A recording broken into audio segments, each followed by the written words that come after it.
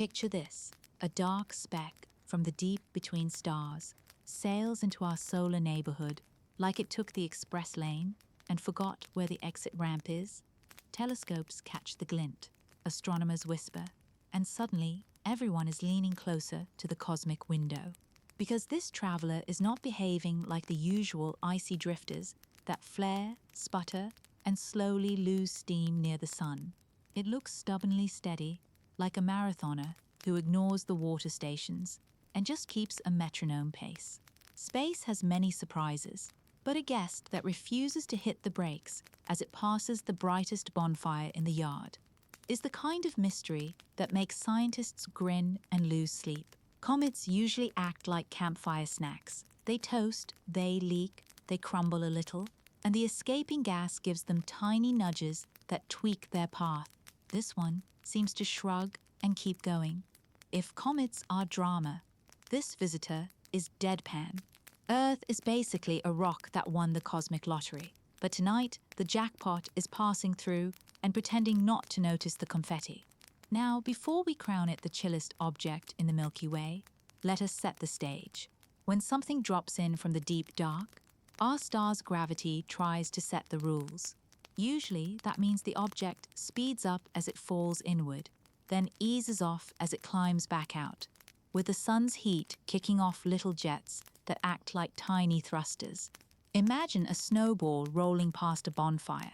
It hisses, it steams, it loses bits, and every hiss is a push. Small pushes add up. The motion wiggles. Astronomers are very good at seeing those wiggles. That is why this steady act is so curious. It is as if the snowball glanced at the bonfire and said, "Kind offer, but I have a bus to catch." What makes the moment electric is not just speed, but story. The journey to get here is measured in lifetimes of stars, across distances so large they make road trips look like walks to the mailbox. Out there between suns, there is no gas station, no pit stop, nothing to refill or repair. If an object survives that wander and pops into our celestial cul-de-sac, it carries a passport stamped by alien weather, foreign dust, and the long, quiet press of interstellar cold. It is not just a rock.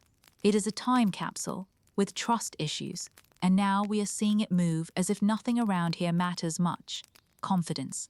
Thy name is Space Pebble. You can almost hear the debate in the observatories. One voice says, maybe it is less icy than we thought. Another says, maybe its surface is sealed, crusted over by ages of space baking, so the sun cannot whisper it into misbehavior. Another says, careful now, our measurements are still young. Underneath the caution, there is a thrill, because science loves a clean puzzle. The universe is full of noise, and here is a clear beat. The path looks clean, the speed looks steady. It is like hearing one drum in a thunderstorm and realizing it is not thunder at all, it is a message. And yes, the headlines are tempting. Interstellar speedster refuses to slow down. It sounds like a summer movie, but there is a reason astronomers keep their popcorn in the cupboard.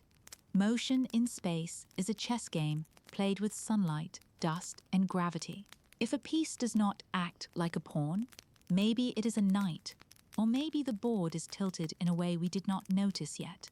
Still, the scene is undeniably cinematic. A thin streak across the night, a path that says, I was going fast yesterday, I will be going fast tomorrow, and the middle parts are not your business. Black holes are the universe saying delete browsing history permanently. This traveler is the universe leaving read receipts on and never replying. For those of us watching from our little blue balcony, the human part of the story shines through. We have always told tales about visitors from elsewhere, and now the sky is writing one for us. There is wonder in the first images, those faint dots threaded together like a minimalist necklace. There is wonder in the way data becomes motion. Motion becomes meaning, and meaning becomes questions. The question of the hour is simple and huge. Why is this object not easing off the way others do as they warm up near the sun? Every good mystery opens with a clean question. This one is both clean and spicy. Let us savor the feeling. When something refuses to slow down near the sun, it also refuses to fit neatly into the box labeled familiar behavior. That is good news. Familiar is comfortable, but new is where the learning lives. We learn when a comet's tail curves, we learn when it sputters, and we learn when it does not do either. If the universe is a grand lab, then this is one of those rare controlled moments, a variable that seems oddly constant. As a friend of mine likes to say, weird is not a bug in science. Weird is the treasure map. Of course, a cool head helps. It is easy to jump to bold ideas when an object plays it cool.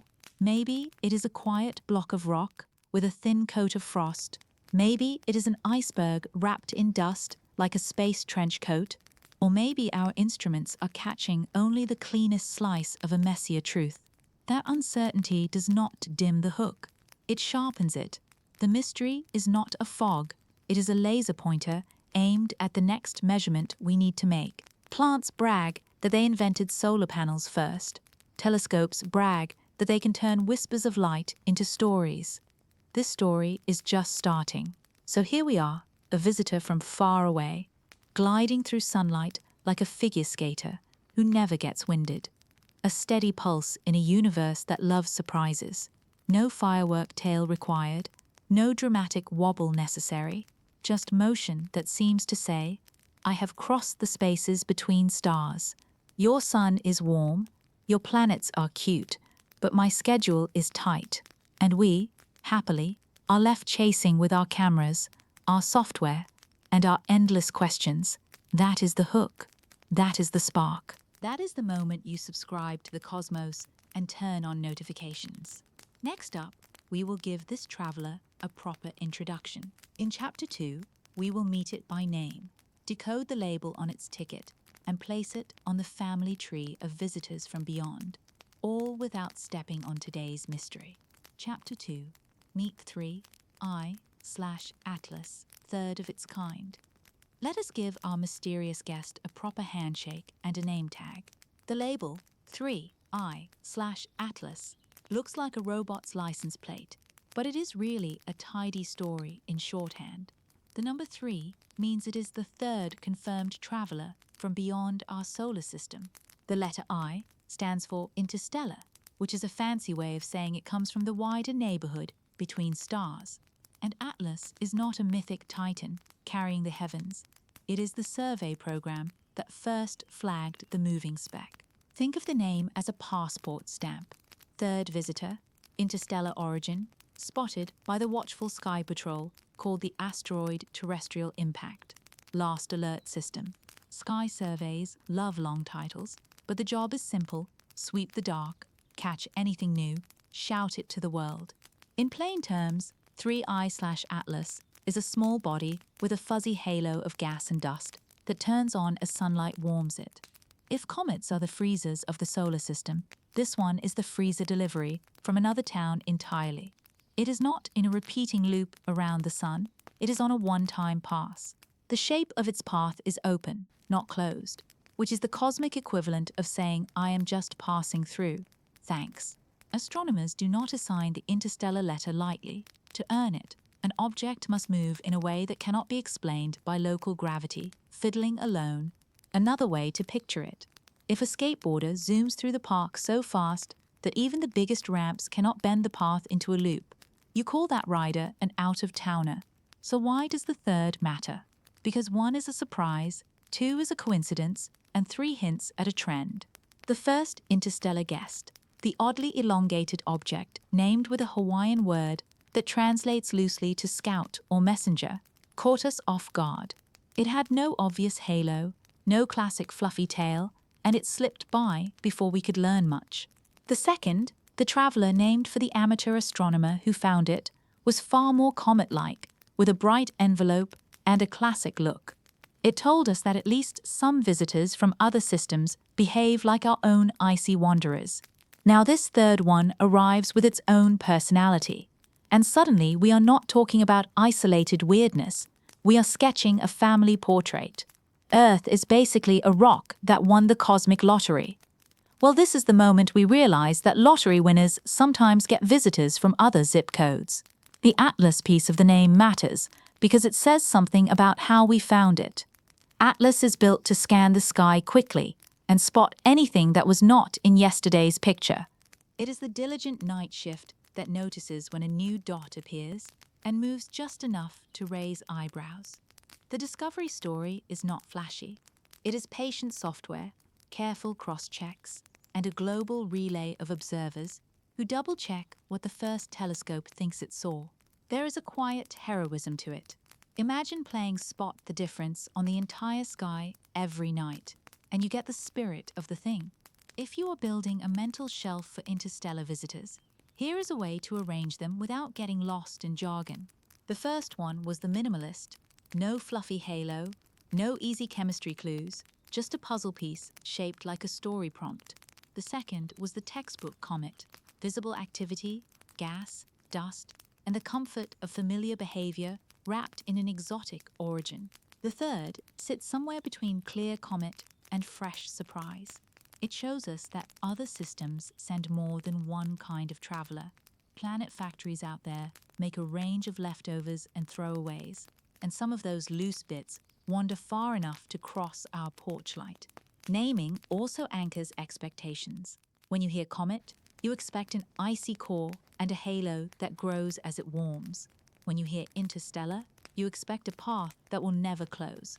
Put them together and you get a once-in-a-lifetime chance to look at the ingredients of another kitchen. This is why scientists perk up at the phrase third of its kind. 2 examples can still be luck. 3 starts to sketch a curve, not a math curve with symbols and squiggles, but a narrative curve that says, this is not a one-act play anymore. We are in a series. There is a human angle here that I love. The name binds a global team into the story. The survey that saw it first shares the marquee with every telescope that followed up, every student who reduced the data, every amateur who cross-checked a faint dot in their own images. Astronomy is a giant group project where no one gets enough sleep and everyone still wants extra credit. Photosynthesis is plants saying we invented solar panels first. Naming conventions are astronomers saying we invented tidy labels so chaos does not eat our notes. Context helps too. In the years since the first 2 visitors, observatories have upgraded their playbook. Software catches motion faster. Follow-up requests move through networks in minutes instead of hours. Instruments at different wavelengths can check color, dust, and gas in coordinated sprints. The very existence of the Tag 3 hints at a field that learned from the first 2 runners and set out more cameras along the track. It is not that the universe suddenly got busier. It is that our lookout towers got better windows. All this careful scaffolding does something subtle to our perspective. It normalizes the idea that pieces of other planetary systems drift through ours. Once upon a time, that would have sounded like a campfire story. Now it sounds like Tuesday. Black holes are the universe, saying delete browsing history permanently. Interstellar comets are the universe waving and saying mail from out of town. And in that mail, there are hints about how far-flung systems freeze, bake and break their little worlds. We will save the fine-grained detective work for later chapters. For now, file away the essentials. 3I/Atlas means third. Interstellar, found by the Atlas survey. It is an authentic visitor from beyond, and its arrival shifts our mindset from isolated surprise to emerging pattern. 3 does not complete the picture, but it makes the frame real. Next time, we will step into the discovery pipeline itself and watch how a moving dot graduates from "Hey, what is that?" to a headline with a very official-sounding name. Chapter 3: How Astronomers Spotted the Oddball. Before a curious speck becomes a headline, it lives a quiet life inside hard drives that do not care about drama. The discovery pipeline begins with automated surveys, sweeping the night like patient lighthouses, clicking long exposures in a rhythm that would make a metronome jealous. Their cameras are wide-eyed, gulping down star fields, so crowded you could mistake the sky for confetti. Each frame is a frozen moment.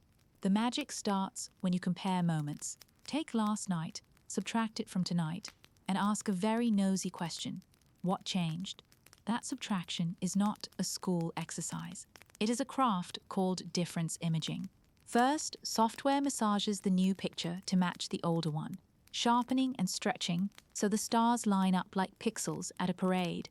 Then, it removes the stars entirely, because the stars are the wallpaper, and the pipeline wants the moving furniture.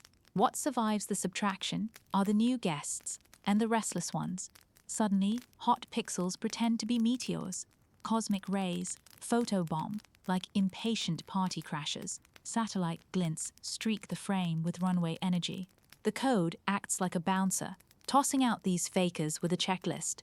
Is the spot too sharp, too sudden, too straight? The pipeline is picky for a reason. If you invite every spark into the guest list, you wake the world for a moth. The survivors become candidates, and candidates get the oldest trick in the astronomer's book, the blink test. 2 images, same patch of sky, alternating like a vintage flipbook. A genuine mover pops from one spot to another with a friendly hop. Human eyes are bizarrely good at spotting that hop. And yes, even in the age of machine learning, there is still joy in watching the universe wiggle by hand. It is the cosmic equivalent of checking footprints in fresh snow. If the prints go in a straight line and keep the same stride, you lean closer. From blink to belief takes more than a hunch. The pipeline compiles short arcs called tracklets, tiny chains of dots from the same night with timing stamped down to the second. Tracklets are like finding 3 breadcrumbs in a row and guessing the path through the forest. With enough tracklets from different nights, you graduate to a track, a longer trail that can support early orbit fitting. In between those steps, the code measures how wide the dot looks compared with a star. If it is fatter than a star, maybe a faint halo is forming. If it is razor-thin, maybe it is a bare nucleus. The point spread function is an unglamorous phrase, but it is a powerful way to tell whether light is just a point or a point wrapped in fuzz. Space fashion critiques are very technical. False positives still lurk. Airplanes blink in patterns that can fool the unwary. A camera that jiggles can paint a stationary star as a sprinter. The pipeline keeps score with a battery of heuristics and, increasingly, learned models trained on millions of frames. Think of it as a wildlife camera trap that knows the difference between a squirrel and a rumor. When a candidate clears those hurdles, the alert goes global. A terse message flies to the community bulletin where follow-up observers live, and within minutes, telescopes on other continents swivel. Night for one team is morning for another, and the sky never sleeps. Astronomy is the original relay race. Follow-up is an art of its own to measure motion precisely. Observers track the target rather than the stars, letting the background smear into dreamy lines while the object stays crisp. This non-sidereal tracking sounds fancy, but feels like panning a camera while a runner passes by. You blur the stadium to capture the runner's face. With a sharp target in hand, you perform careful measurements of position against a catalogue of reference stars. Every tiny offset becomes an astrometric data point, and these points are gold. You feed them to the orbit solvers, which crunch through possibilities and spit out early answers about where the object is headed. During this frenzy, photometry joins the party. Observers measure brightness through different filters to tease out color, which can hint at surface stuff like dust and ices. A subtle brightening from one night to the next might signal waking activity. A steady light curve might imply a calmer surface or a smaller halo. If the object spins, the brightness may rise and fall in a rhythm that gives clues about shape. Light curves are the universe's Morse code. You just have to stay up very late to decode them. Stacking is another quiet superpower. If the object is faint, observers align many short exposures along its motion and add them together. Stars smear away, but the moving speck reinforces, like a whispered word layered until it becomes a shout. Stacking rescues detections from the noise and turns maybe into yes. The first time you see a faint streak pop from a stacked image, it feels like finding a secret door in a hallway you have walked for years. Science loves a good hidden hinge. Throughout this process, paperwork matters. Observers submit timing, positions, and brightness to the central clearinghouse, so everyone is drawing on the same map. Small telescopes matter as much as big ones, because you cannot be everywhere at once. Weather throws tantrums. The object dips near the horizon. A cloud parks itself over a crucial hour. Someone else, on a clearer mountain, catches the baton and the data stream keeps flowing. It is a distributed orchestra with a conductor made of email and good manners. And then there is the first real hint that this is no ordinary icy wanderer. It is not an announcement, it is a whisper in the numbers. Perhaps the rate of sky motion does not match what a typical long-period comet would show at that position. Perhaps the early fit prefers an open path rather than a closed loop. No one shouts. Instead, they ask for more points. Still, minds start to hum. If the path is unusual, what does that say about the traveler? The cautious phrase for this moment is compelling. The emotional translation is, keep watching. Something interesting lives here. By the time the oddball earns a slot on the community's must-observe list, it has passed through a gauntlet of algorithms, eyeballs, and midnight coffees. Automated surveys did the first sweep. Blink tests picked out motion, tracklets became tracks, false alarms were tossed, follow-up sharpened the coordinates, stacking pulled signal from Whisperland, photometry added color and behavior. The result is not a single eureka, but a chorus of small yes answers that add up to a confident nod. Space may be quiet, but discovery is surprisingly loud when you listen for it. And that is how a nameless smudge becomes a story, frame by frame, check by check, a dance of software and stargazers moving in sync. If entropy loves mess, astronomers love patterns. And this pattern said, pay attention. In the next chapter, we will translate that attention into plain language about what an open path through the solar neighborhood really means, and why that path tells us the traveler is just passing by. Chapter 4, Interstellar Status. What hyperbolic really means. Picture a marble rolling across a giant, gently curved bowl. If you place it near the rim and give it a nudge, it will circle around, over and over, tracing cozy loops. That is your classic bound orbit, safe, repetitive, like a theme park ride with a yearly pass. Push harder, and the marble climbs higher, slows, and still falls back into the bowl. But if you send it racing with just the right gusto, it crests the lip and never returns. It does not loop. It does not check in. It simply keeps going. In the language of astronomers, that last path is hyperbolic. Translation, one-way ticket, no return address. Space is full of bowls of gravity, and a hyperbola is the path you take when you have the confidence to leave the party and keep walking. Let us untangle the word without turning it into homework. An orbit is just the shape traced by a moving body under gravity. There are a few family types. Circles are the neat freaks. Ellipses are stretched circles, the more common cousins. Parabolas are the once-and-done curve that skims the lip of freedom. Hyperbolas are the bold escape artists that have already paid the fare to leave the neighborhood. You do not need formulas to feel the difference. If a path closes on itself, it is bound. If it opens like arms that never meet, it is unbound. Hyperbola means open. Open means it came from elsewhere, and it will end up elsewhere. If the universe were a road trip, a hyperbolic traveler is the friend who refuses to stop for postcards. Why does a shape on a plot tell us so much? Because gravity is a storyteller with only a few plot twists. Give an object less energy than the well of the sun demands, and it loops forever. Give it exactly the amount needed to balance on the edge, and it skims away on a parabolic arc. Give it more than enough, and it sails out on a hyperbolic path with leftover speed that never fades completely. That leftover is the crucial clue.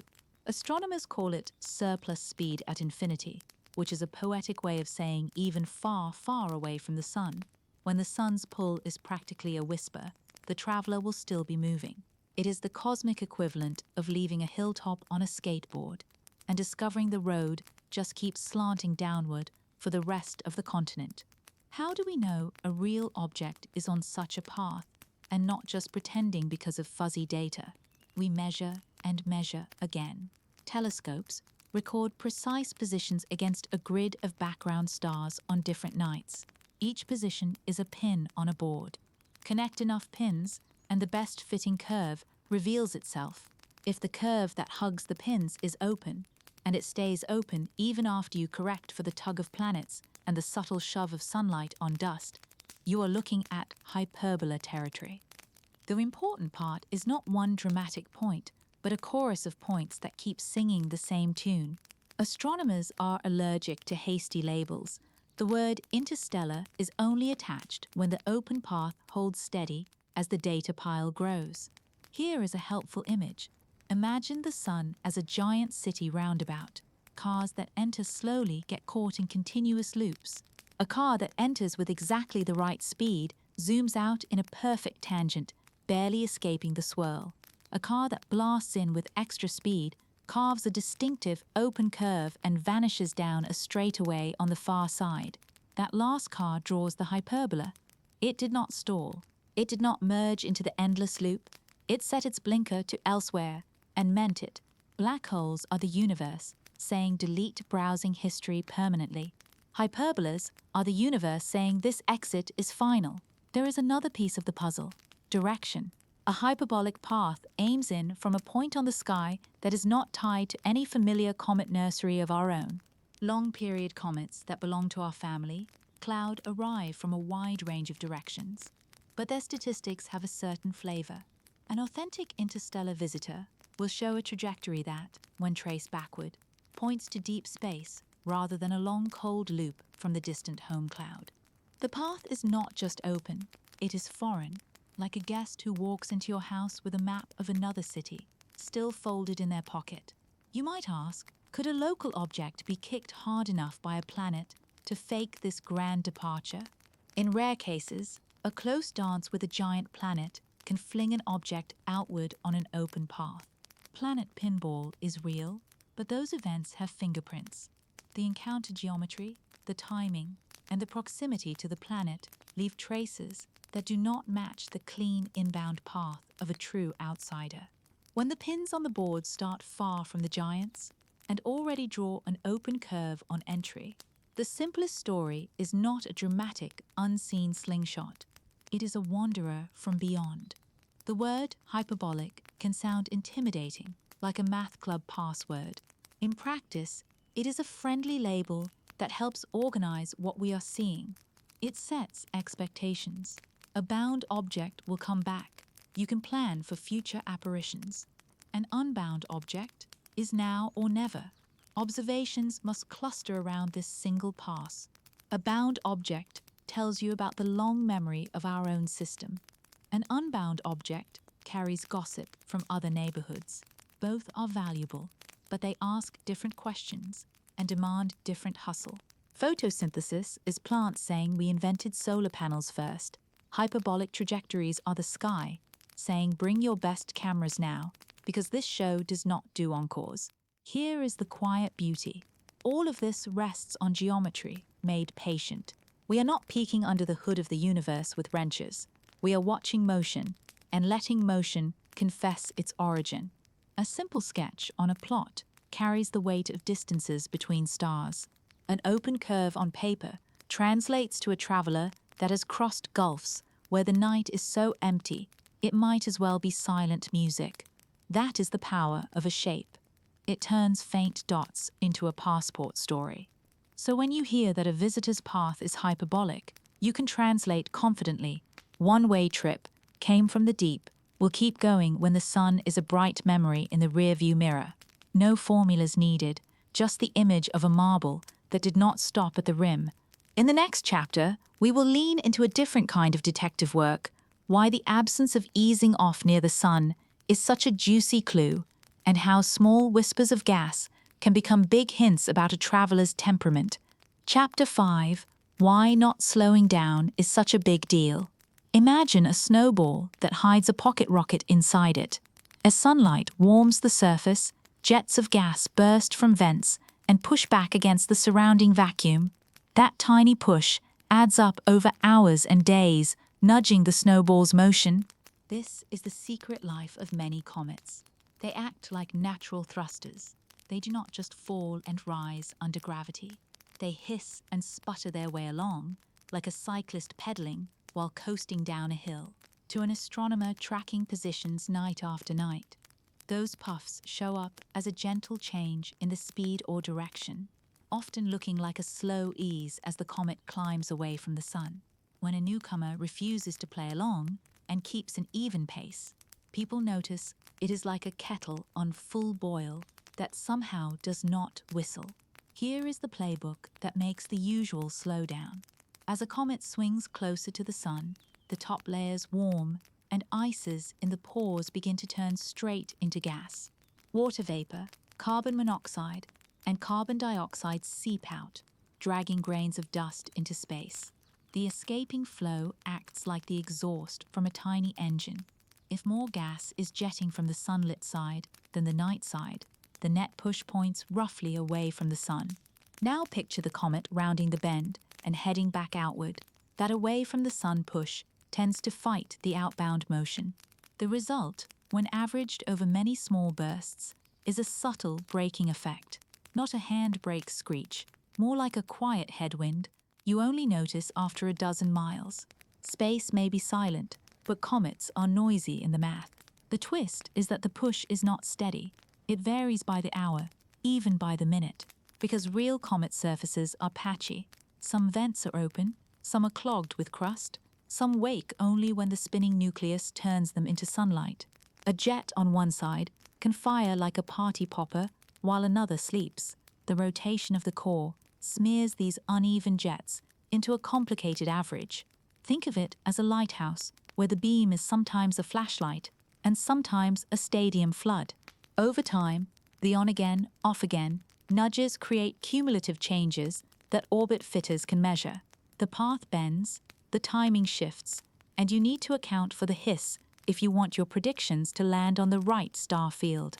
Another ingredient is thermal lag, the delightful way surfaces take time to respond to heating. Maximum outgassing can happen after the moment of closest approach, because the buried layers keep warming even as the comet starts to leave.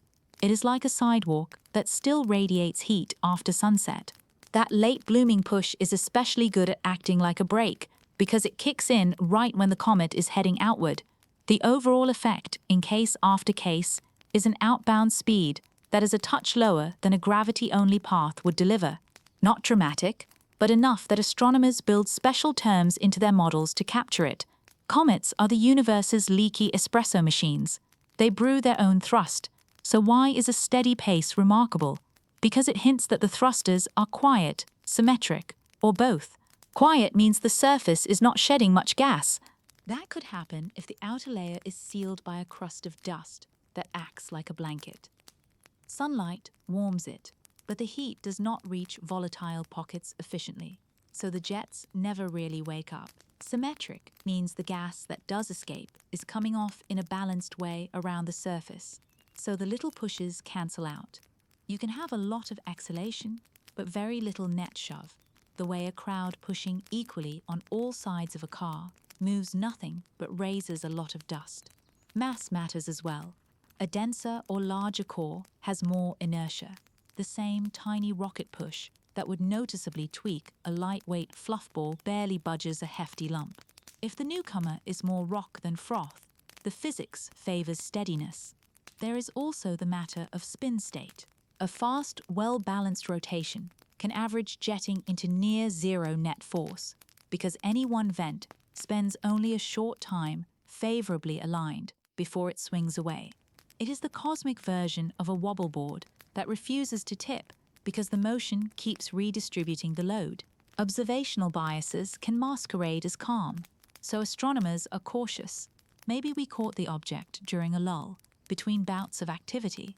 Maybe the vents live in a region that is still waking up to sunlight, with the real drama to come later. Maybe the viewing geometry hides the push along a line we are not sampling well. But when the data keep arriving, and the solutions work without adding those outgassing terms, eyebrows go up. A gravity-only track that fits the positions and the timing across multiple nights is the celestial equivalent of a straight shooter. You do not need to assume extra shoves if the sky is happy without them. Why should anyone outside the observatory care? Because the way an object interacts with sunlight is an X-ray of its personality. Steady motion suggests a surface that is crusted, compact, or compositionally unusual. It hints at a history of baking in another system, perhaps close passes by its original star that changed the outer layers into something less eager to vent. It also sharpens our forecasts. If the path is not being tugged by jets, we can project its future positions with simpler tools and tighter confidence. For planetary defense watchers and mission planners, fewer unknown pushes is a relief. Space may be big, but schedules are tight. There is also the lesson for how worlds form elsewhere. If some interstellar visitors cross our view with minimal fuss, it tells us that other planetary nurseries produce a spectrum of leftovers, from crumbly snowballs to stubborn stones. Each traveler, steady or squirrely, adds a point to that larger picture. And yes, it spices up the narrative. A comet that refuses to brake near the sun is like a marathon runner who never seems to sweat. You cannot help wondering what training regime produced that. To be clear, SOFAR is doing important work here. A calm today does not guarantee a calm tomorrow. As the spin shifts, as new patches warm, as fractures open, an object can wake abruptly and join the usual noisy crowd. That is part of the fun. The sky loves plot twists. For the moment, though, the steady pace is a clue worth savoring. Plants brag that they invented solar panels first. This traveler seems to brag that it invented cruise control. Next up, we will put the usual suspects under the lamp and ask how gravity, sunlight, and subtle forces play tug-of-war on small bodies, and which of those forces might still be hiding in the data even when the motion looks calm. Chapter 6: Gravity, Outgassing, and Other Cosmic Nudges. If space were a perfectly calm ballroom, every small body would waltz to a single partner: gravity. The sun leads, planets cut in when they can, and the steps are predictable. But the real dance floor is crowded with elbows and spilled punch. Little forces sneak in, tap a shoulder, and change the rhythm. To understand why some travelers drift, veer, or break, we need a roll call of the usual suspects and a sense of which ones actually matter right now for our stubbornly steady guest. Think of this as a cosmic lineup where everyone swears they were nowhere near the scene, yet somebody definitely jostled the trajectory. First, the obvious lead, solar gravity. It is the anchor of the room, the quiet giant that sets the main curve of motion. A small body falls inward, swings by, and climbs out, tracing a path that is all but scripted by the sun's pull. Add the planetary family, and you get little tugs when a traveler passes near a major world. Those encounters can tweak timing and tilt the path, sometimes dramatically if the approach is close. Most of the time, though, the planets are background musicians. You hear them, but they do not steal the solo. When observers speak of a gravity-only fit, they mean the positions of the object line up neatly with a story where the sun, and as needed, the planets are the only partners. Next, the crowd favorite for mischief: outgassing. When ices near the surface warm, they vaporize and vent from cracks and pits. The escaping gas drags dust along and produces tiny thrusts that can nudge speed and spin, depending on which vents wake up and when. The net effect can either push the traveler a bit faster inward, slow it on the way out, or twist its direction. Outgassing is moody, linked to daylight, shadow, rotation, and crusty patches that open or clog. It is the kind of force that refuses to sign a neat attendance sheet, which is exactly why orbit modelers create adjustable terms to soak up those squirts when the data demand them. Then, there is sunlight, doing more than just warming. Photons carry momentum, which means a constant stream of light can shove on dust, and to a lesser extent, on the core itself. On tiny grains, that force is mighty. It shapes tails into graceful curves and sweeps fine particles away like a cosmic leaf blower. On a solid nucleus, the shove is faint, but not mythical. Add long stretches of time, and you get a whisper that never stops whispering. Under certain spin states and surface temperatures, the way heat is absorbed and re-emitted can produce an even subtler net push, a slow grind that favors one direction over another. It is the tortoise of forces, not impressive in an hour, very persuasive over many months. Do not forget the solar wind, the rushing flow of charged particles from the sun. For dust grains, this is like riding a breeze. For a compact core, the direct effect is small, but it can matter indirectly by shaping the halo and tails, which in turn affects how drag and radiation pressure act on nearby material. Magnetic fields thread through this wind, adding texture that matters for plasma, but mostly passes through a rocky or icy lump with a shrug. The nucleus is not a sailboat. It is more like a stone in a river, feeling pressure but not being swept away. Micrometeoroid hits sound dramatic and are in fact tiny. Space is not empty. It is a soft rain of grains. Each impact is a tap on the shoulder. Average over tens of thousands of taps, and you still have more noise than effect on the motion. But those taps can matter for surface texture, slowly blasting off delicate frost and sealing vents with rubble, which loops back to the jet story. Forces rarely act alone. They gossip. Tides add their quiet influence. As the traveler approaches a massive body, the near side and far side feel slightly different pulls. If the path dips deeply enough into a gravity well, the nucleus can flex, crack, and even shed material. That, in turn, can trigger new outgassing or change spin. Most passes are too distant for true drama, but tidal stress sits in the toolbox, ready to turn a sleepy surface into a noisy one if geometry conspires. Now, contrast all that lively noise with the numbers on this particular path so far. Observers have stacked positions from night after night and fitted them with models that allow for every nudge we just described in spirit.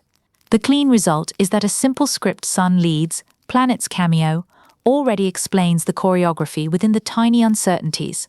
When analysts try to add the extra terms that mimic jets or thermal pushes, the curve does not improve enough to justify the complexity. The audience applauds the minimalist version. That does not mean the other forces are not present. It means they are not needed to tell the story we can currently hear. Imagine tuning a radio. The station comes in clearly without turning the knobs past normal. You could adjust the bass and treble, but the song is already crisp. Why would the side characters be so quiet right now? A surface that is sealed by dust can mute jets. A balanced spin can average out the tiny thrusts before they build into a noticeable drift. A heftier core can absorb nudges like a heavyweight taking a light jab. The traveler's route may also simply keep it far enough from the major planets that their tugs remain polite. All of these are consistent with a calm fit on the table. Black holes are the universe, saying delete browsing history permanently. A gravity-only fit is the sky, saying the simplest explanation is doing just fine. None of this locks the door on future plot twists. A fracture could open and wake a vent. A close geometry with a planet down the road could add a fresh tug. As distances change, so do the strengths of every force in the lineup. But today's snapshot is wonderfully boring in the best scientific sense. The main act explains the show. That gives observers a clean baseline to test any change against. If a subtle shove appears tomorrow, it will stand out like a new instrument joining a familiar band. In short, the usual suspects are on stage, but they are keeping their hands to themselves. Gravity is conducting, the ensemble is tight, and the music matches the sheet. Next chapter, we will send the microphones to another venue entirely, Mars. We will look at how orbiters and telescopes near the red planet can watch the passerby from a different angle and what that unique vantage can reveal about halos, dust, and a traveler that for now keeps perfect time. Chapter 7, The Mars Flyby. Spacecraft on the case. Imagine the red planet as the neighbor with the perfect balcony. While we on Earth crane our necks from the sidewalk, Mars has a front row seat as the traveler slips by. That balcony is crowded with instruments that never blink, orbiters circling the planet, and rovers that can tilt cameras skyward when science asks nicely. Together, they turn the flyby into a multi-angle documentary. If Earth is the home team, Mars is the sideline reporter with a better microphone. Start with the orbiters. A camera riding high above Mars can do something our ground telescopes struggle with. It dodges weather, it dodges twinkling, and it can stare for long stretches without the atmosphere adding jitter. From that quiet perch, images capture the coma, the fuzzy envelope of gas and dust around the nucleus, across different filters. Blue-green filters reveal tiny grains. Red and near-infrared filters favor larger dust and certain gases. The brightness profile across these bands tells you how quickly the coma thins with distance from the core, which is a backdoor to the rate at which material is leaving the surface. No spoilers from earlier chapters. Here the focus is pure forensics. How much stuff, what sizes, and how fast that halo fades into background space. Then there are spectrometers, the sniffers of the fleet. By spreading the light into a rainbow and checking which colors are missing or boosted, they flag the fingerprints of simple molecules and fragments that glow when sunlight tickles them. A tidy dip here suggests hydroxyl in emission. A glow there hints at carbon-based fragments or sodium atoms. Even if the nucleus itself stays coy, the coma tattles. Spectrometers on orbiters can scan repeatedly as geometry changes, watching lines strengthen or weaken over hours. That time series helps separate a sudden puff from a steady exhale. In other words, they can tell the difference between a visitor who laughs once and a visitor who tells jokes all night. Mars brings a unique trick to the party: parallax with purpose. Because the red planet sits in a different lane of the solar racetrack than Earth, its line of sight to the traveler is offset. Combine the positions measured from Earth and from Mars, and you triangulate with extra precision. It is the celestial version of measuring a tree by looking from two sides of the street. This cross-eyed geometry sharpens estimates of distance and velocity, and it also gives a cleaner read on the tail's direction, because the tail is not a flat poster.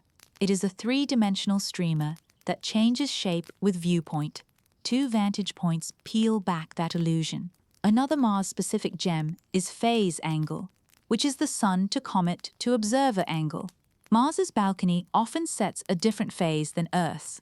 At high phase, when the sun sits almost behind the traveler, dust can forward scatter sunlight and make the coma pop with contrast. That amplifies faint structures, jets, fans, and subtle shells. If you have ever seen dust glow in a late afternoon sunbeam, you have seen forward scattering in miniature. Orbiters can schedule imaging when that geometry is just right, catching features that would look washed out from our planet's perspective.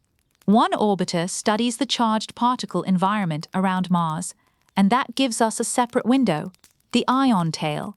When gas leaves the coma and gets zapped by ultraviolet light from the sun, it turns into charged particles that are steered by the solar wind. Instruments that taste ions and electrons can detect changes in the space weather near Mars as the tail brushes by, like a windsock that flips when a gust arrives. Those readings reveal whether the traveler carries a robust ion tail, how it interacts with the local magnetic fields, and whether the tail fans out or stays tight. It is space meteorology with a comet-shaped cloud. Dust is not just pretty, it is practical. Mars orbiters and landers care a great deal about dust because dust can be both a science gift and a mission headache. During a flyby, high-speed cameras watch for meteoroid streaks and measure how many grains punch through Mars's neighborhood. If a surge appears, engineers take notes. It is like counting raindrops to forecast puddles. Those counts also feed our understanding of how hard the traveler is shedding material and whether the dust is mostly fine powder or chunky grit. The tail's texture matters for theories about the surface and for anyone planning to fly a probe through similar material someday. Space is beautiful, but it is also an excellent place to scratch your paint. Rovers, though anchored to the ground, can still play. Their horizon cameras can scan for an extra bright point and short streaks when the traveler is high in the Martian sky.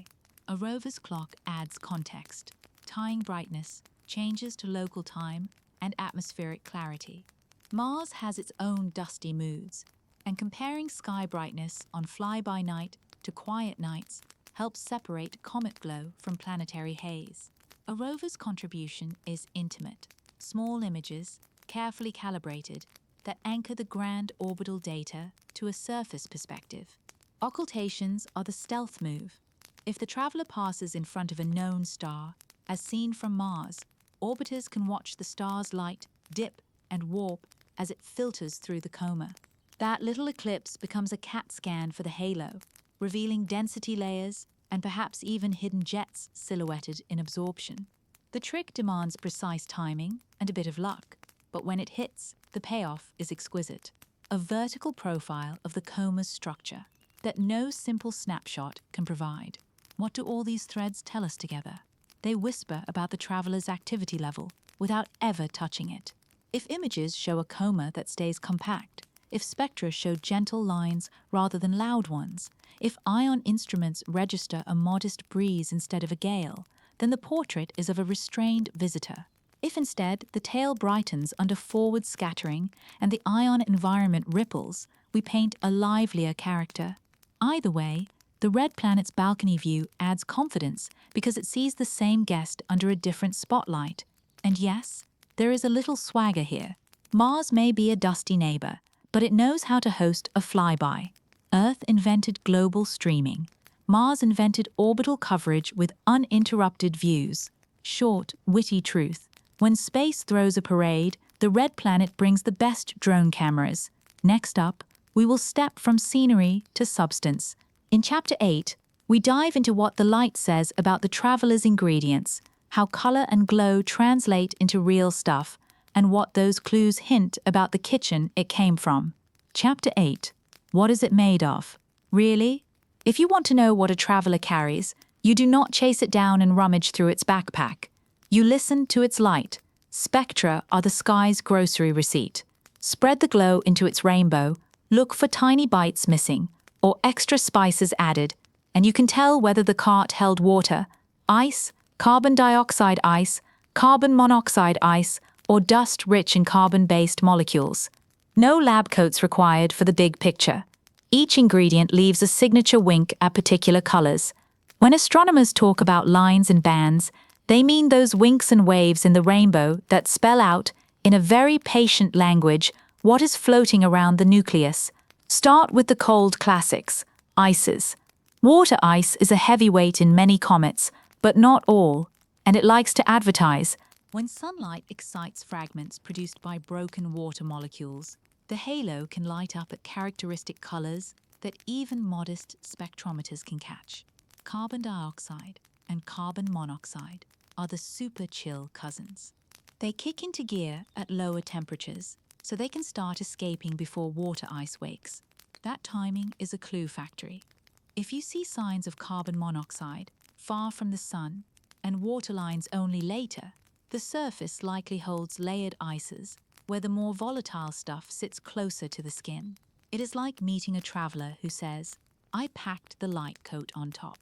Dust is its own storyteller, not the crumb on your keyboard kind, but a medley of mineral grains and carbon-rich fluff that ranges from smoke like motes to sand like bits. Dust does two important things in spectra.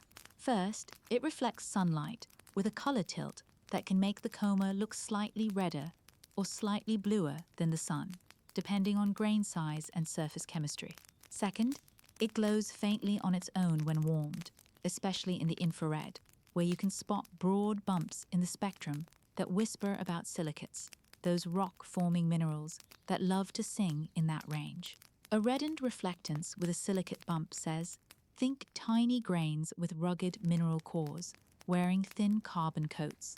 Space fashion is practical.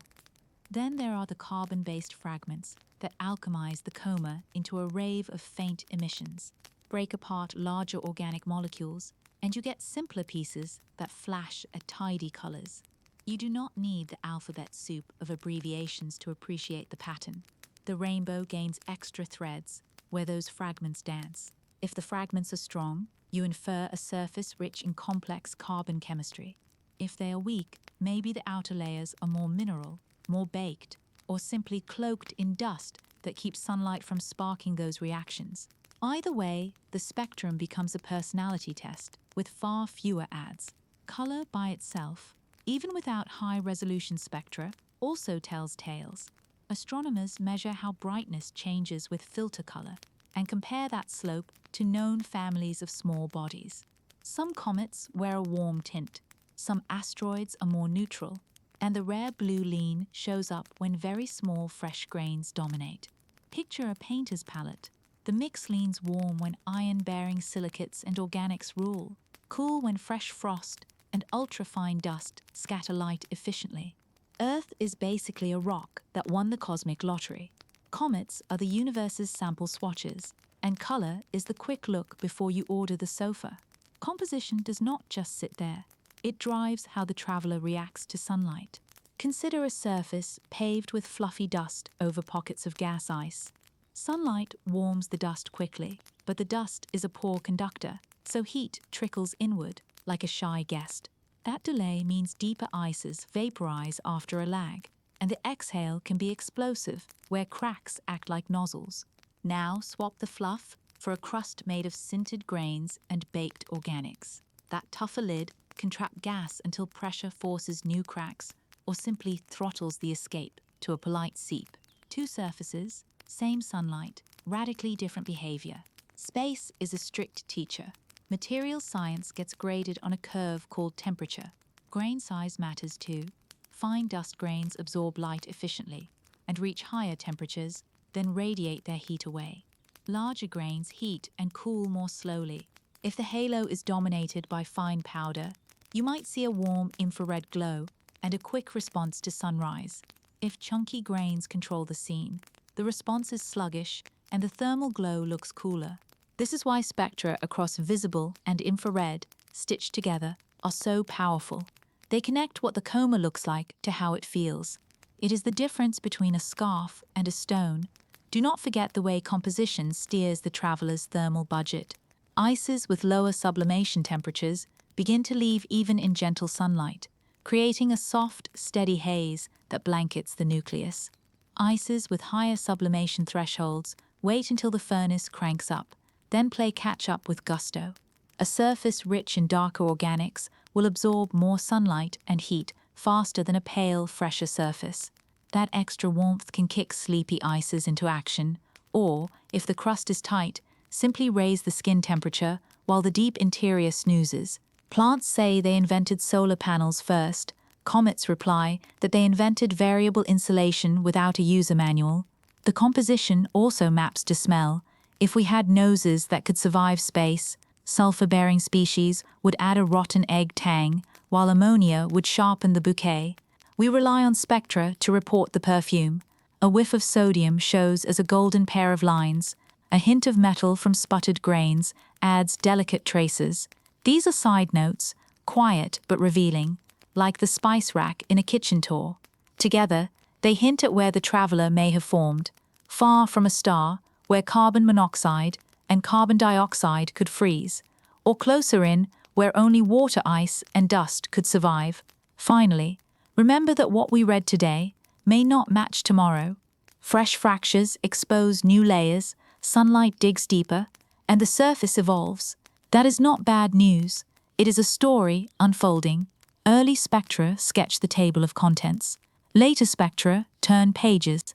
If a new line appears, if the color slope tilts, it means the cookbook inside the nucleus just switched recipes. Black holes are the universe saying delete browsing history permanently. Spectra are the universe saying here is my ingredient list. Please judge me kindly. In the next chapter, we will leave ingredients for choreography, how the traveler spins, how jets aim, and how that dance can keep a path steady or make it twitch. Bring your mental turntable. We are listening for rhythm. Chapter 9. Spin Doctors. Rotation, jets, and stability. Imagine a tiny world, no larger than a mountain, twirling in sunlight like a baton. That twirl is not decoration. It is a steering wheel. How a nucleus spins decides where sunlight lands, which vents wake, and how the escaping gas pushes back on the body. The push is small, but space is patient. Over hours and days, those breath-sized shoves can reshape a path, or, if fortune and physics align, nearly cancel out. When we talk about stability and speed, we are really talking about choreography, the rhythm of spin, the placement of vents, and the way heat walks through the surface. Start with the axis of rotation, the invisible skewer running through the nucleus. If that axis happens to point roughly at the sun, One pole basks while the other naps. Vents near the bright poles stay warm and lazy, exhaling in a consistent way that points almost straight away from the star. That geometry produces a force mostly sideways to the motion, more a nudge in direction than a brake. Flip the scene. If the axis lies sideways, dawn and dusk sweep across the surface every spin. Vents switch on and off as they rotate into morning, then fade toward night. The thrust averages around the body and can cancel out surprisingly well, the way a spinning sprinkler sprays in all directions but moves nowhere. Jet placement matters just as much. Picture a ring of vents around the equator of the nucleus. As the body turns, each vent takes a short turn in sunlight. The forces they generate form a wheel of tiny pushes that nearly balance, like kids leaning out on a merry-go-round at even spacings. Now picture one stubborn supervent near a mid-latitude cliff. Every spin, it fires harder than the rest and tips the sum. The difference between those two maps can be the difference between a gentle drift and a clean, steady pace. Spin also controls torque, the twist that can speed up or slow down the rotation itself. Even if the path through space stays calm, the nucleus may be changing its day length underneath the coma's hazy veil. Think of outgassing jets as breath meeting a pinwheel. Where they blow and how strongly they blow can add a little kick each rotation. Over many rotations, the day can shorten or lengthen. Some comets rush their own clocks, others take coffee breaks. If the day length stays steady while the path stays simple, that hints at a symmetric layout of vents or an overall quiet surface. In short, the pinwheel is not getting an off-center gust. Not every nucleus spins like a tidy globe. Some tumble. In a tumble, the axis itself wanders, so the solar spotlight paints erratic patterns. Heat reaches different patches in strange sequences. Vents wake in combinations that change from night to night. Tumbling can turn thrust into jazz. No repeating chorus, lots of improv. The amazing part is that even a tumbler can masquerade as calm if its vents are weak or distributed in a way that the improvisation averages out. But the coma will usually betray the truth with spirals, arcs, or corkscrew structures that drift with time. When you see a spiral etched in dust, you are watching a rotating hose of gas sweep space. It is a signature that says the nucleus is turning and the jet is anchored like a lighthouse on its surface. Heat adds another twist through lag. Sunlight hits, the surface warms, but the deeper ice does not answer instantly. Peak gas release may arrive a short while after local noon for that vent. Rotate that delay around the body, and you get thrust that is not perfectly lined up with the sun. The offset produces a small torque that can change the orientation of the spin axis over weeks. Think of it as the slow migration of a weather vane. If the axis drifts toward a configuration that balances the forces, the nucleus can self-tune into a more stable regime. That is an elegant outcome. The object finds a posture where the little rockets it carries practically cancel themselves. Shape has a say. Few nuclei are spheres. Many are lumpy, bilobed, or faceted, like tired dice. A vent on a flat plane will behave differently than one tucked under an overhang. Shadows stretch and retreat, creating micro-seasons every rotation. A cliff can hide a vent for half a turn, then blast it with sunlight for an intense hour. Knobbly shapes concentrate heat in corners and send jets out through natural nozzles. When we see stability despite such potential drama, it suggests one of two broad stories. Either the vents are sparse and weak, producing little net thrust, or the surface features and spin rate conspire to make the thrust alternate so neatly that the average vanishes. There is also the matter of mass distribution. If the nucleus has a dense core or a richer rock content than the fluffier archetypes, it carries more inertia. The same jet that would yank a lightweight body into a new path will only whisper to a heavyweight. A steady speed can be a simple consequence of being hard to budge. That does not mean the vents are absent. It means the body shrugs at them. How do we read the spin without landing? Time-resolved observations catch brightness rising and falling in regular steps as the body turns, but the coma can hide that heartbeat. In those cases, Watchers look for repeating features in the dust, track the clockwork of arcs that appear and fade, or use polarization measurements to sense changes in grain alignment with viewing angle across a rotation. Even the tail direction can wobble slightly on the timescale of a day. When all those clocks line up, you can tease out the day length and the orientation of the axis. If nothing lines up, and yet the path through space is still best explained without extra thrust, the simplest reading is that the surface is quiet. There is poetry in the possibility that the nucleus has found a balance point. Like a spinning top that sits perfectly upright, it converts sunlight into heat and gas in a way that cancels the shoves. The universe is not always chaotic. Sometimes it favors grace. Stable speed in that light is not an absence of activity, but a hint of harmony. The vents may be there, but their chorus is balanced, and the conductor is the spin. Next, we will widen the stage and compare this traveler's performance with the first two interstellar guests, not to replay old headlines, but to see which parts of the dance are shared steps and which are brand new moves. Chapter 10. Comparing the class. Oumuamua, Borisov. And now, if interstellar visitors were students in a weird and wonderful exchange program, the first three would have arrived with wildly different report cards. Oumuamua showed up with a minimalism that bordered on shy. Borisov breezed in like a classic comet with a suitcase full of dust. And our current traveler presents as the quiet kid who aces group projects by keeping everything tidy.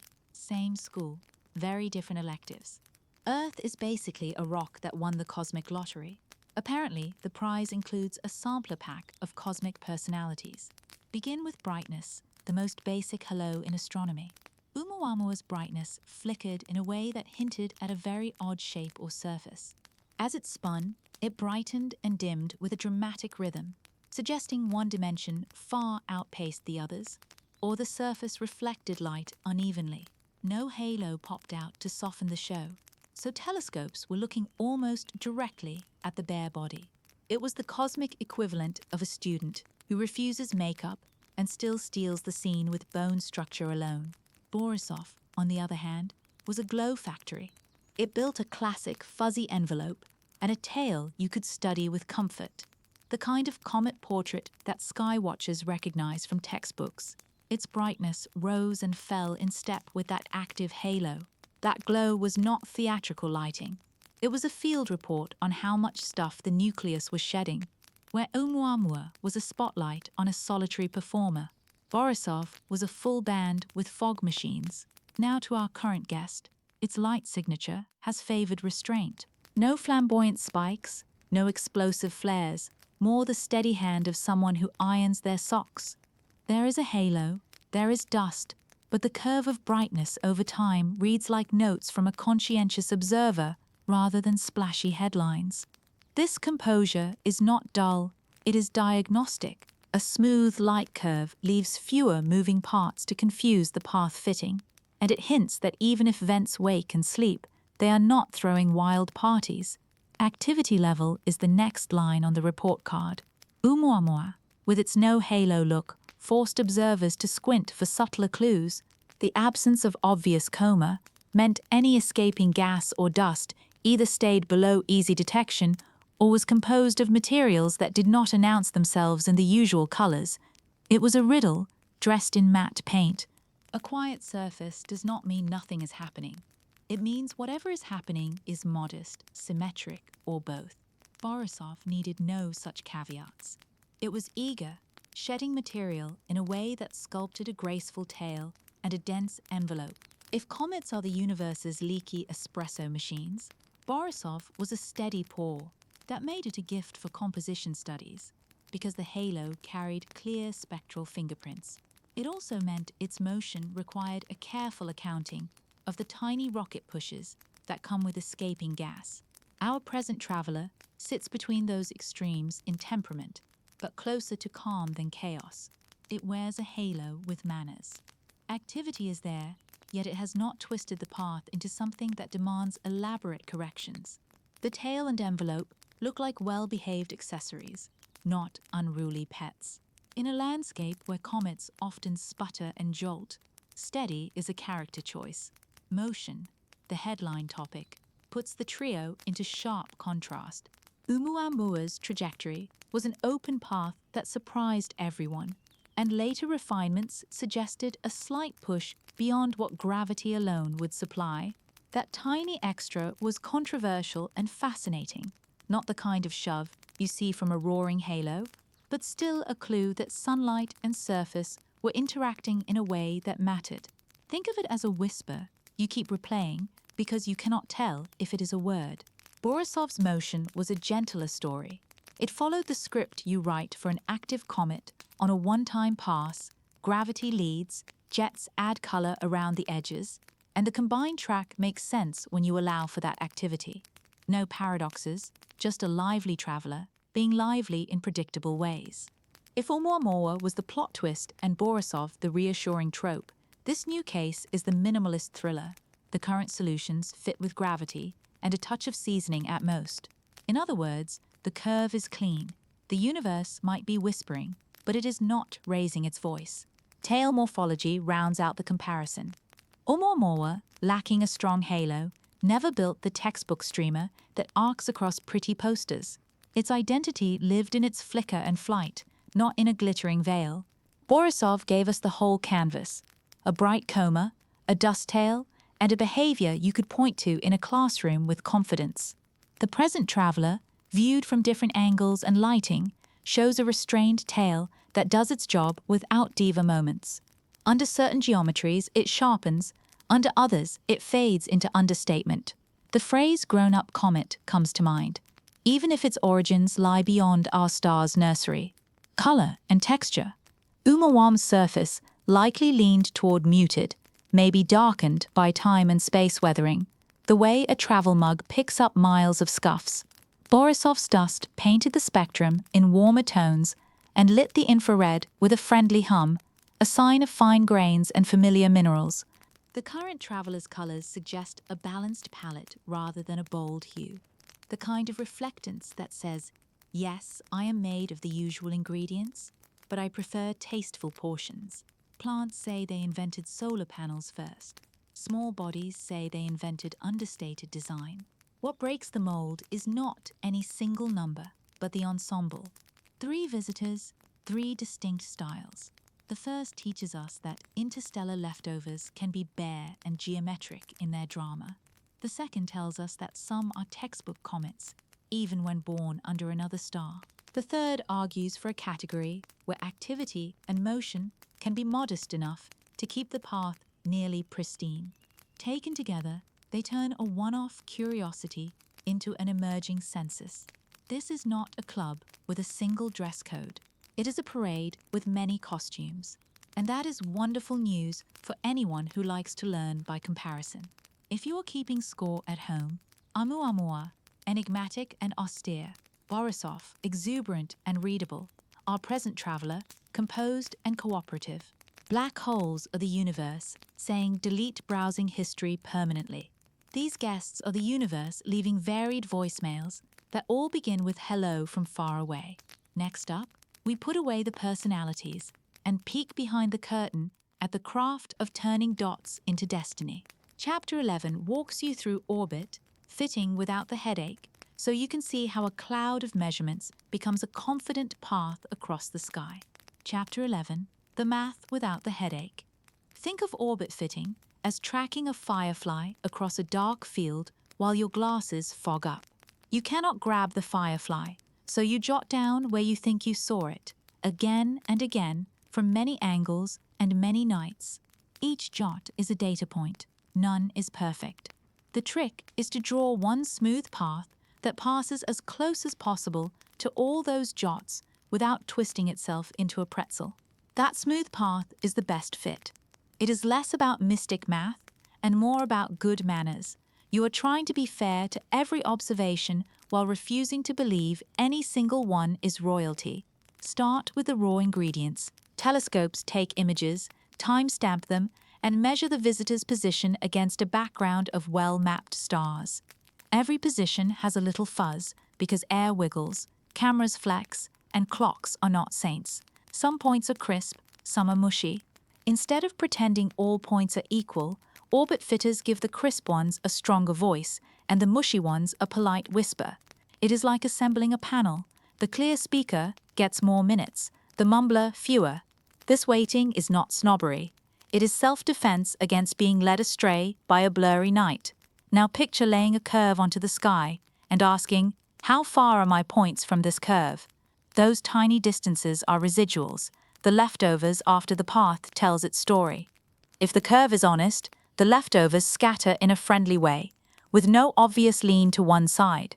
If all the leftovers line up like geese, the curve is fibbing. Adjust the path, try again, watch the leftovers. You keep nudging until the leftovers no longer form a pattern. When the leftover map looks like random sprinkles on a cupcake, you are close. Why can small errors cause big drama? Because space is all leverage. A barely wrong angle near Earth can turn into a huge position shift weeks later. Imagine throwing a baseball so that it misses the catcher by the width of a coin at your fingertips. By the time it reaches the plate, the miss is a dinner plate. That is why fitters obsess over timing and reference stars, and why they love long arcs of data. A handful of points across one night may sketch a straight line well, but an orbit is a curve. You want to see it bend.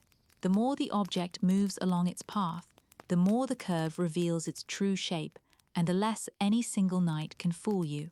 Not all mistakes are created equal. Random noise is the universe sneezing. You can average it down with more data. Systematic errors are the biased ruler that always reads a little short. More data will not fix that. It will only make you confidently wrong. Orbit teams hunt for systematics with the zeal of gardeners pulling weeds. They compare results from different telescopes, cross-check star catalogs, and watch for nights when the atmosphere was acting like fizzy soda. If two observatories disagree in a consistent way, you do not average the difference. You figure out why. Beware of too many knobs. You can always make a curve fit better by adding more adjustable parts. A little extra push here, a gentle twist there, a seasonal flavor sprinkled on top. But every new knob runs the risk of explaining noise rather than truth. That is overfitting, the art of telling a perfect story to the wrong audience. The safer habit is to start with the simplest model that works and add complexity only when the leftovers refuse to behave. In other words, do not bring a marching band when a whistle will do. Black holes are the universe saying delete browsing history permanently. Overfitting is the spreadsheet saying I can lie very neatly. Uncertainty deserves a friendly picture. Imagine the best fit path, wrapped in a soft cocoon that shows where the object is likely to be, given what you do not know for sure. Close to today, the cocoon is thin. As you look farther into the future, it swells because unknowns have more time to stretch their legs. That cocoon is the honest part of the forecast. A pinpoint prediction without a cocoon is more bravado than science. When new observations arrive, you shrink the cocoon by feeding the fit fresh facts. It is space. Weight watchers for errors. Sometimes teams run the many twins test. They create a crowd of slightly different versions of the orbit, each one nudged within the allowed fuzz of the data. Then they march those twins forward in time to see how widely they spread. If all the twins stay close, you sleep well. If they fan out like fireworks, you plan more observations in the places where they disagree most. It is a clever loop. Disagreement tells you where to point the next telescope. Plants say they invented solar panels first. Orbit fitters say they invented treasure maps of where to look next. Multi-vantage magic helps too. Positions measured from two worlds or from ground in space give depth. With two eyes, you get distance. With two observatories, you get a stronger grip on the path through 3 dimensions. That extra geometry can topple entire towers of uncertainty, built from one viewpoint alone. It is the difference between guessing where a bird is flying from a shadow and actually watching the bird. The final exam for any fit is prediction. You publish where the object will be next week and invite the world to check. If telescopes find it there, your curve earns its diploma. If they have to look off to the side, the leftovers are telling you a secret you ignored. maybe you trusted a bad night. Maybe the object started venting gas and added its own tiny thruster. Either way, the sky hands you a red pen and asks for a revision. That is not failure. That is the method. Science loves being corrected when the corrector is the universe. Here is the heartening truth. You can follow all of this without memorizing formulas. Collect many points. Trust the best ones more. Keep the models simple until the leftovers demand drama. Wrap your forecast in a cocoon of honesty. Check your work by predicting and seeing if the sky agrees. Do that, and you can steer through the fog with confidence. Earth is basically a rock that won the cosmic lottery. Orbit fitting is our way of making sure the winnings include good directions. Next up, we try on a bold thought experiment, HAT. What if the traveler is not simply quiet, but unusually tough or sealed, a quiet giant whose skin rewrites our expectations? Chapter 12 explores that possibility and what it would whisper about a birthplace under another star. Chapter 12, what if it is a quiet giant? Let us try on a different pair of space glasses. What if our traveler is not timid, but tough? Not a fragile snow puff, but a compact, crusted body that resists being pushed around by its own exhaust. Picture a loaf of bread left in a desert for a century. The outside goes hard, the inside dries, and carving into it takes commitment. Now trade bread for a small world, sandblast it with tiny impacts, bake it in starlight, and glaze it with chemistry that darkens and stiffens the skin. You may end up with a nucleus that looks comet-like from afar, yet behaves like a stubborn stone. It still warms, it might still exhale, but the exhale is a whisper behind a closed door. If most comets are leaky espresso machines, this one could be a French press with the plunger stuck. There are several ways a crust can grow on a wanderer that has spent ages between stars. Micrometeoroid peppering slowly grinds the top layer into a compact blanket, pocking and welding grains until empty spaces collapse. Radiation from the deep night can cook organics into a tarry varnish, dark and tenacious. Repeated cycles of gentle warming and cooling can sinter dust into a tougher mesh, like frost, that refreezes into crunchy ice. Each process thickens the armor. The result is a skin that traps gas until pressure finds a rare crack, or a skin that muffles escape so well the net thrust cancels across the surface. Plants say they invented solar panels first. Tough comets say they invented non-stick cookware. Density itself changes the story. A nucleus that is richer in rock than fluff has more inertia per cubic handful. The same tiny shove that would yank a light, porous body barely nudges a compact one. We tend to imagine comets as foam coolers packed with ices and dust, but there is a spectrum. Some leftovers from planet building end up more like pressed gravel. If our traveler sits on the stout end of that spectrum, its path would look calm, not because nothing happens, but because mass wins the tug of war with microthrusters. Thermal inertia is the quiet enforcer here. Materials that store heat reluctantly and release it slowly do not spike in temperature when the sun looks their way. Think of a stone at the beach that feels cool at noon and still warm after dark. A high thermal inertia surface smooths the daily heating cycle. Vents that require sudden warmth to roar never get their moment. The exhale stays even, spread over time and area, muting the asymmetry that would otherwise push on the body. The orchestra plays legato instead of staccato, and the physics applauds. If this portrait is right, what does it whisper about the birthplace?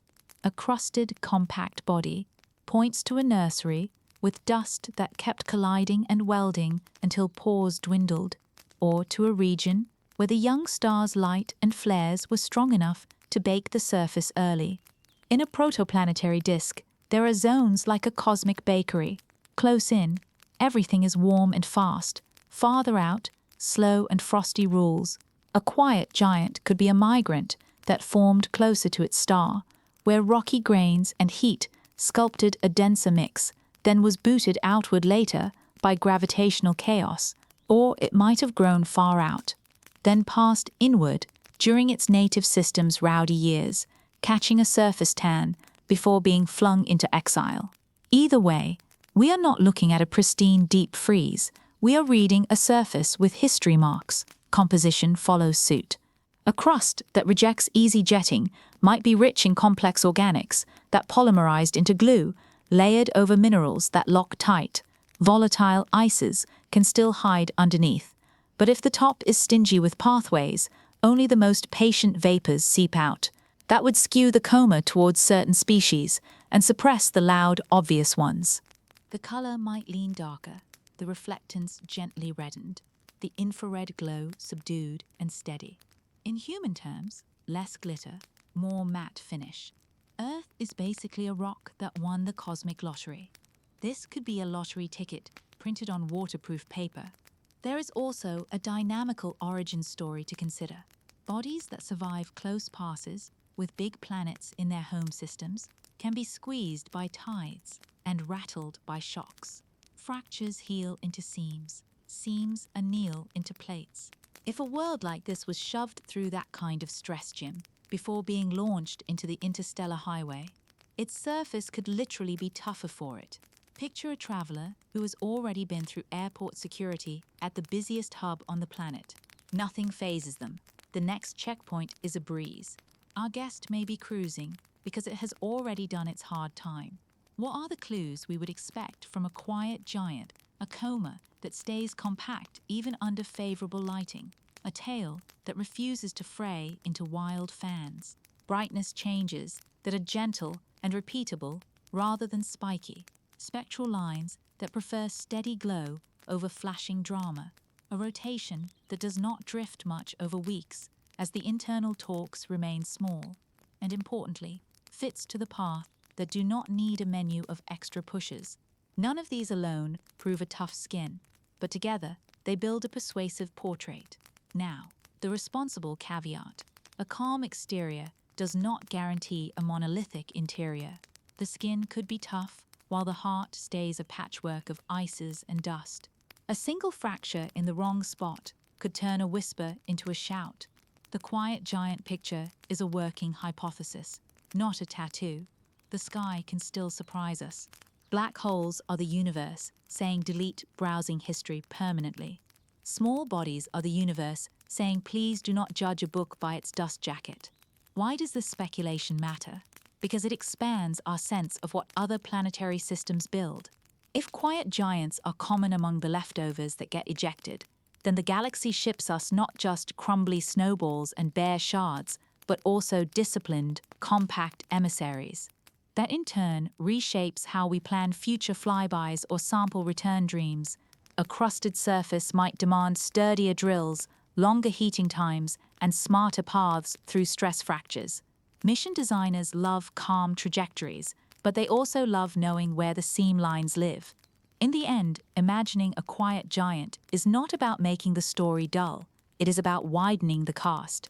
Some visitors flare like sparklers, some slink like cats, some stride through sunlight like hikers with well-broken boots.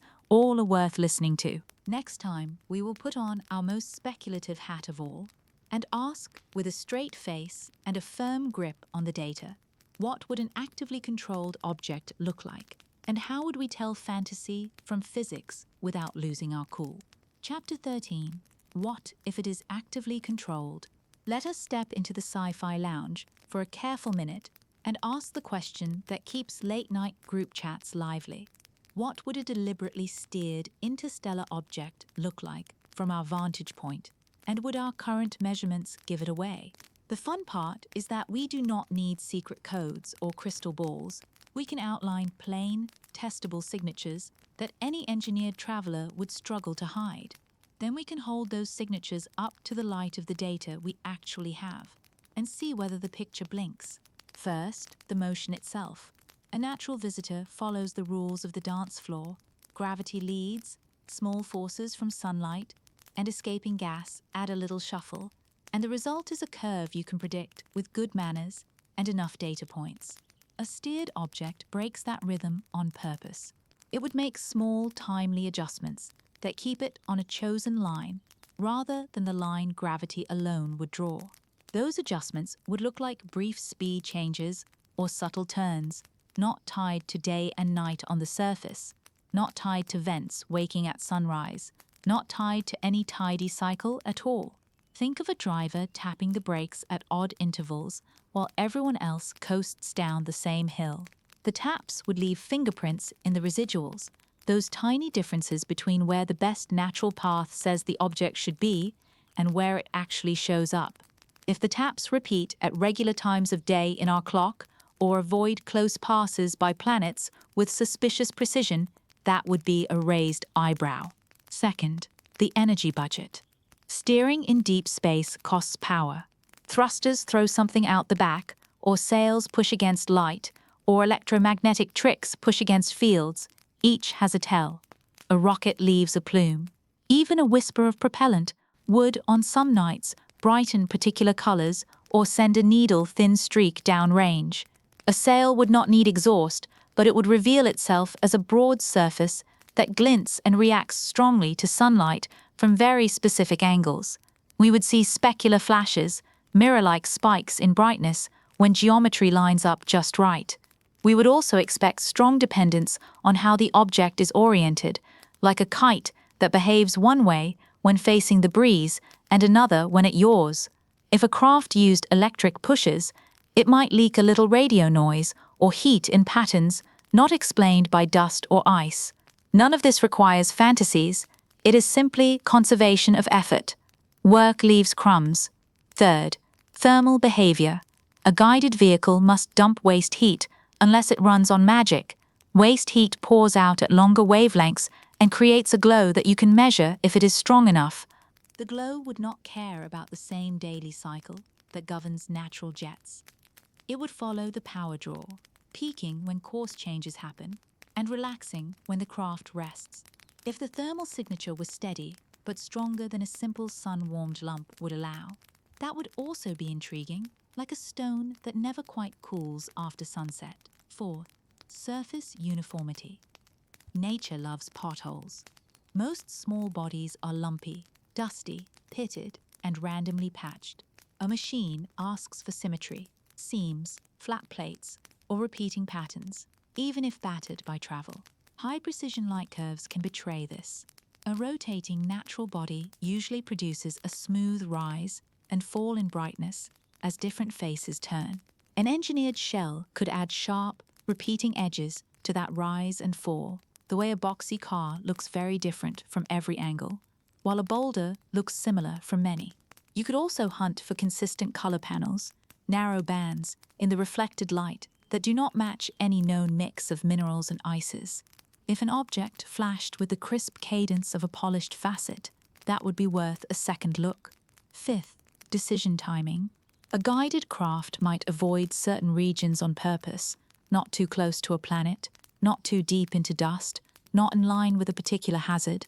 If the path shows suspiciously clean misses, night after night, even when a natural line would wander closer, the pattern itself becomes a clue.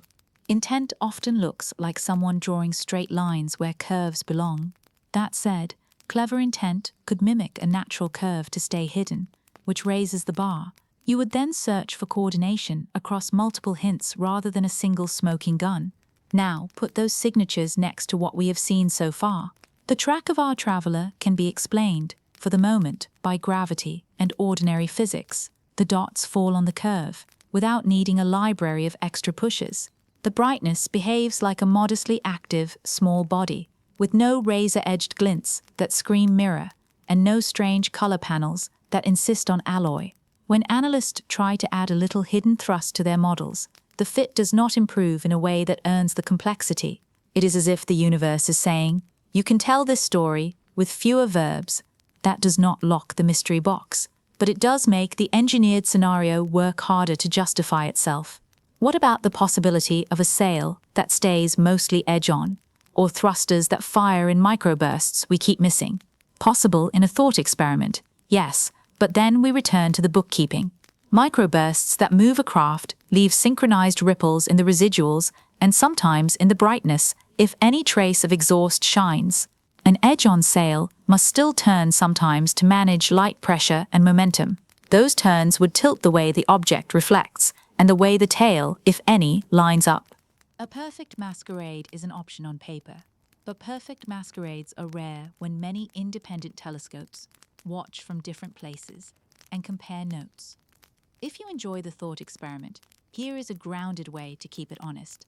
Ask for a checklist, timing-linked nudges in the positions, non-natural flashes in reflected light, heat that does not follow the day and night cycle, avoidance moves that repeat beyond chance, and a spectrum with narrow oddities that do not belong to simple gases or dust.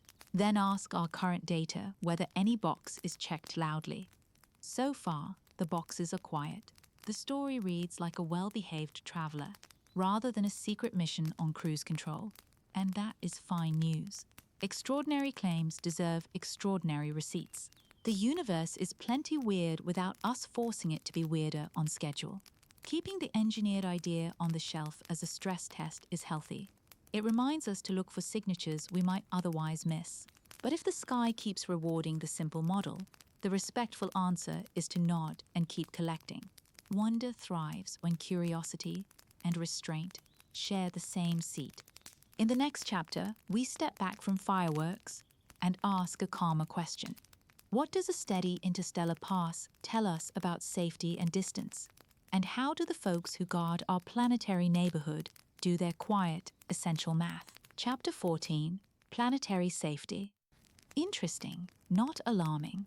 When a fast stranger glides through the neighborhood, the first question is not what brand of stardust it prefers. The first question is very human. Are we safe? Good news up front. Fast and steady is not code for aimed at Earth. It is more like seeing a train humming along a distant track at a constant speed. The train is impressive. The track is somewhere else. Space is wide, and most visitors are tourists with terrible instincts for detours. Let us translate safety into everyday pictures. Imagine Earth as a house at the end of a quiet street.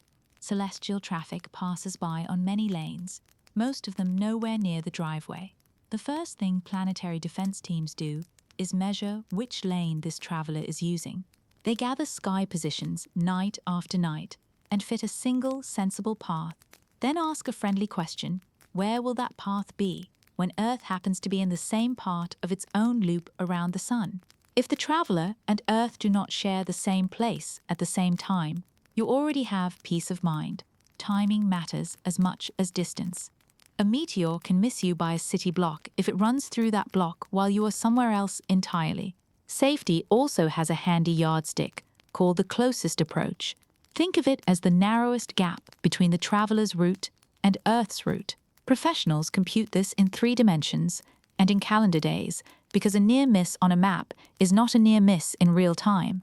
If you arrive hours apart, you will sometimes hear about the distance compared with the gap between Earth and the Moon, because that is a friendly scale our brains can hold.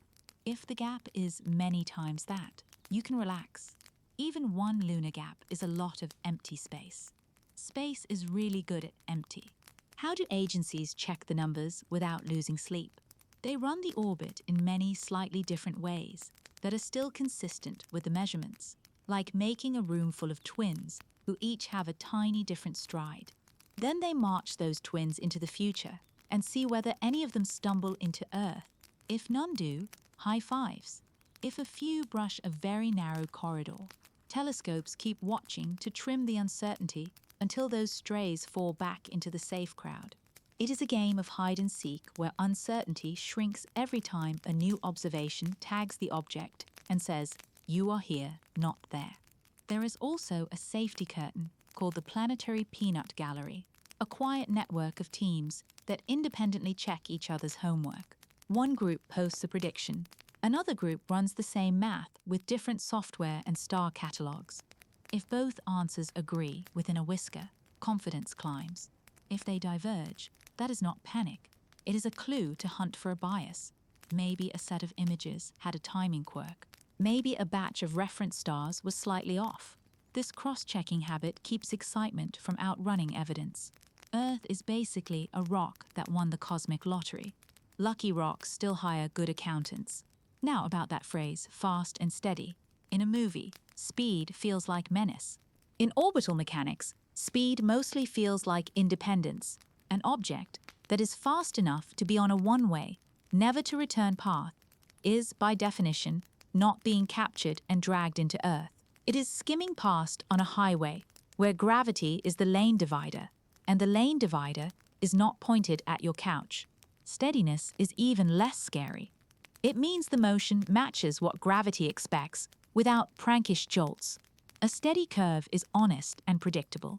If anything, it is the wobbly, sputtering cases that demand extra attention, because small, unpredictable pushes complicate the forecast. Agencies also use a helpful visualization with a delightfully low-drama name, the target plane. Imagine slicing space with a flat sheet that Earth will pass through at the moment of closest timing. Project the visitor's path onto that sheet, and you get a dot and an uncertainty blob. If the blob is far from the small circle that represents Earth's cross-section, you are fine.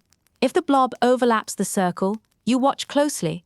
For interesting interstellar travelers like this one, the blob lives a comfortable distance away, not in the same zip code, not even in the same county. Another comforting reality: big planets do most of the gravitational heavy lifting. If a path were headed for trouble, it would usually need help from a close interaction with a massive world to be bent in a worrisome way. The current traveler is not surfing past a giant in a geometry that funnels it toward Earth. Planetary billiards can happen, but the setup needs precise angles and proximity. We are not in that movie. What about tail stuff? Dust and gas shed by a passerby can cross orbits without the nucleus coming anywhere near, which sounds spooky until you remember how thin a comet's tail really is. Even an abundant tail is sparse, like smoke in a stadium. Spacecraft care because a fast grain can nick a solar panel. People on Earth do not, because the planet's magnetic bubble and atmosphere are champion goalkeepers for anything that is not gigantic. You can admire a tail without buying a helmet. There is also the matter of alerts. If numbers ever leaned in a concerning direction, you would not hear about it through rumor. The planetary defense community exists to publish clear updates. They hold drills, they plan deflection technology, and they keep an eye on the scoreboard. Silence from that corner is not secrecy. It is the happy sound of nothing urgent to report. Black holes are the universe saying delete browsing history permanently. Risk dashboards are the universe saying please remember to breathe. So, interesting, not alarming, is not spin. It is a plain reading of geometry and timing. A brisk visitor on a clean, open path is a spectacle, not a threat. Enjoy the science, savor the detective work, and sleep well. In the next chapter, we will zoom out from safety to meaning, connecting this passerby to the grander question of how planets are built elsewhere and why every interstellar guest, even the calm ones, can rewrite a line in the origin story of worlds. Chapter 15, Lessons for Planet Formation. Every interstellar visitor is a message in a bottle from a shore we have never walked. Crack the bottle, read the paper, and you get a line or two about how worlds are built elsewhere. One line is never the whole poem, but after 3 bottles, the poem's rhythm starts to emerge. The real prize is not the individual headline. It is the way these travelers let us test ideas about how disks around young stars turn dust and ice into continents and clouds. Begin at the nursery. A young star wears a broad, spinning disk of gas and grains. Inside that disk, temperatures change with distance, carving invisible borders where different ices can form and survive. Those borders act like supply depots.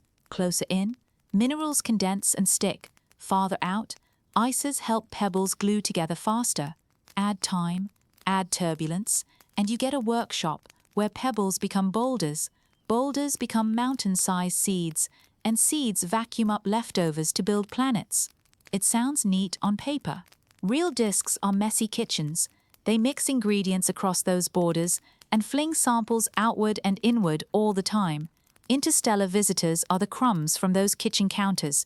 They were once part of a family that never formed a planet, or they were chipped from a forming world, or they were ejecta from a gravitational scuffle with a giant planet that threw them into the dark. Their makeup encodes which counter they grew on, and how many times the chef changed the recipe. A visitor rich in carbon-bearing dust hints at a nursery that stockpiled organics well beyond the warm inner zone. A visitor that resists venting suggests surface processing that baked and sealed grains under a harsher light. An object with a polite halo but a steady pace whispers that some nurseries produce leftovers that look comet-like and yet do not push themselves around easily. Variety is not a bug. Variety is the evidence. Why care about variety? Because planet formation thrives on it. The number and placement of giant planets, the amount of gas, and the timing of the disk's fade all change which leftovers get launched into interstellar exile. A system with a heavyweight giant early on will clear its yard aggressively, ejecting piles of icy bodies into deep space. A system, Chapter 16, Instruments, Teams, and the Global Watch. If the sky were a symphony, discovery is only the opening chord.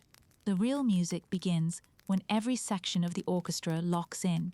That is how modern astronomy treats a passing interstellar traveler, not as a solo caught by one lucky telescope, but as a relay where batons move from mountaintop domes to orbiting observatories, from sleepy dawn crews to night shift diehards, until the tune becomes a full arrangement.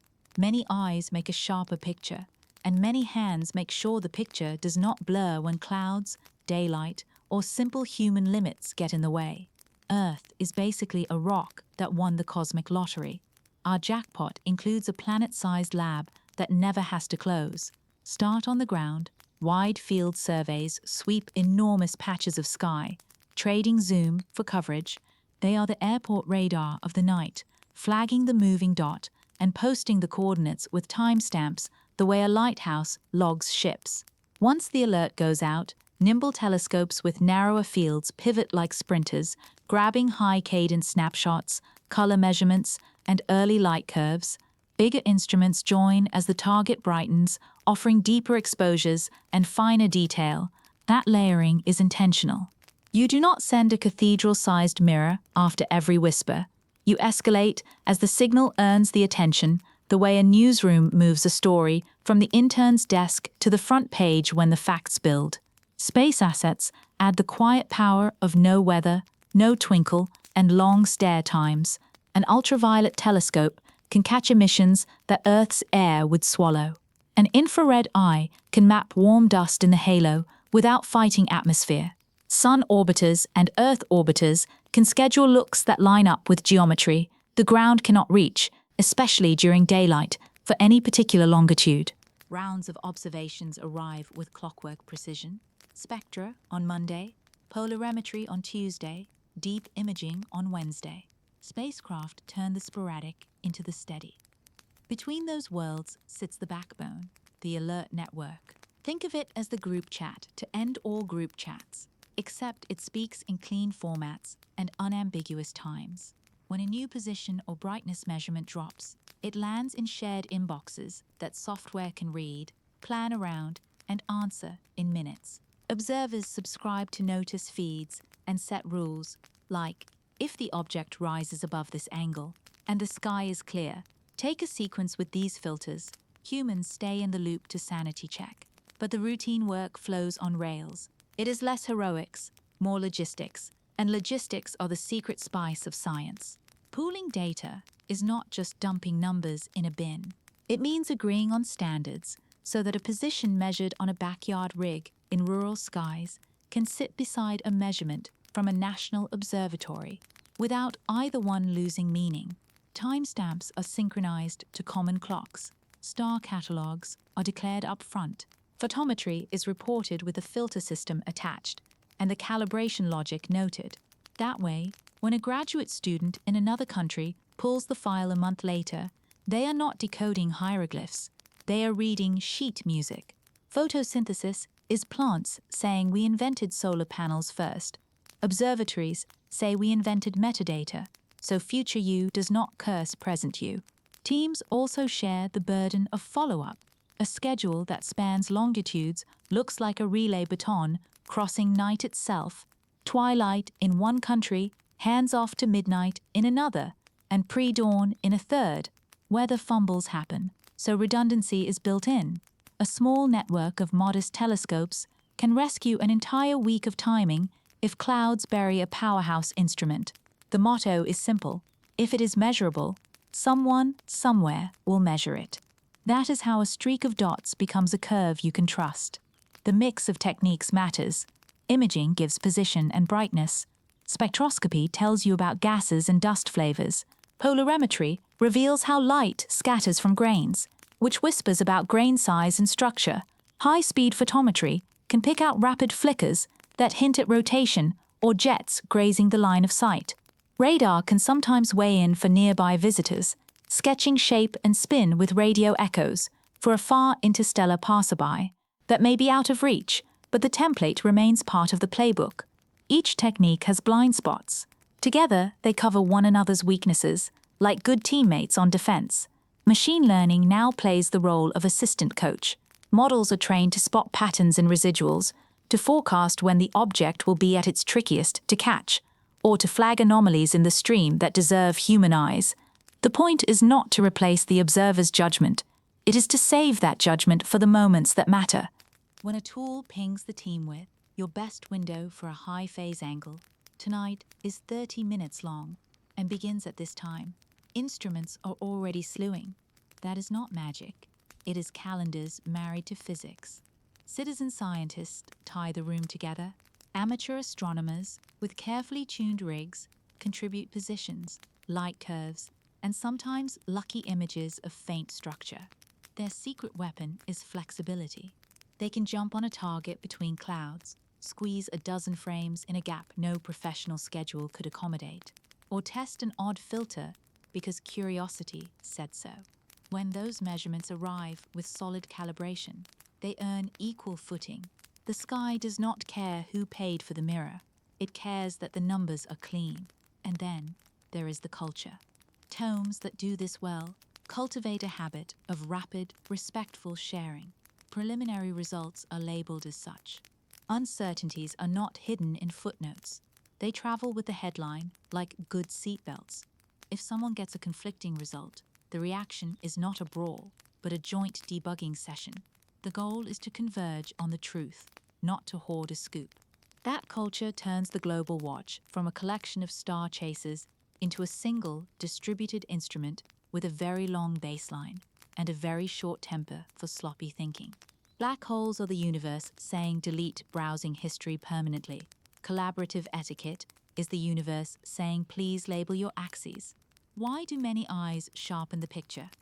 Because no single instrument ever sees the whole story. Ground and space cover different colors and different hours. Longitudes erase gaps. Methods cross-verify. People with different expertise catch different oddities. When a traveler from between stars slides by, that phrasing between stars should remind us that it carries pieces of other nurseries. If we hope to decode those pieces correctly, our best bet is to let the full orchestra play and listen for harmony across the sections. In the next chapter, we will switch from how to who. After the pass by the sun, what road does a visitor like this take out of town? We will sketch the exit strategy, what future observations can still teach us on the way out, and how to keep the trail warm as the guest fades into the dark again. Chapter 17, After the Sun, Exit Strategy. Think of our visitor as a long-distance runner cresting the final hill. The hard part near the sun is behind it. Ahead lies open road, cooler air, and fewer distractions. Exit strategy, in celestial terms, is not a dramatic burn or a slingshot with fireworks. It is a quiet, graceful slide back into deep night, the kind of motion that rewards patient watchers and careful notebooks. The headline question on the way out is simple. Does the story of not slowing down still hold when the lights dim and the stage gets colder? As the traveler swings away from the inner system, the geometry changes in our favor and against it, often at the same time. In our favor, the glare of the sun eases, so faint halos and delicate structures in the tail can sometimes stand out against a darker backdrop. Against us, the object fades because sunlight falls off with distance, and the coma shrinks as the heater turns down. The result is a game of diminishing returns. Signals soften even as the environment becomes cleaner. To win that game, observers plan a staggered farewell tour, with ground telescopes picking up long exposures at twilight edges, and space observatories grabbing deep looks when the viewing angle teases out hidden detail. The first checkpoint in the exit plan is timing. Teams schedule position measurements at steadily increasing intervals, then fit a fresh curve that stretches farther into the future. If the curve remains happy without extra nudges, confidence grows that the steady behavior is not a fluke of a hot week near the sun. If small, consistent drifts creep in, that hints at late season activity, waking under a crust, or at spin effects that only become obvious when the daily dose of sunlight changes. The goal is not to prove a point. It is to let the sky decide. In the exit phase, even a slight mismatch between predicted and measured positions can speak volumes, because the same small sideways push has more time to echo into a noticeable offset. Next comes the brightness script. Fading can follow a clean, nearly geometric story if the coma shuts down and the nucleus carries most of the light.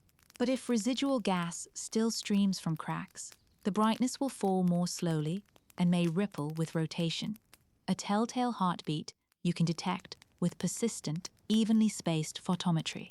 Observers set up nightly or weekly sequences through the same filters to avoid turning color changes into calibration arguments.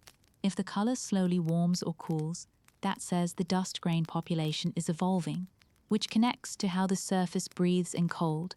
A serene fade supports the cruise control narrative. A ragged fade hints at late spurts of activity that a short stay in the inner system did not reveal. Tails on the way out become delicate weather vanes.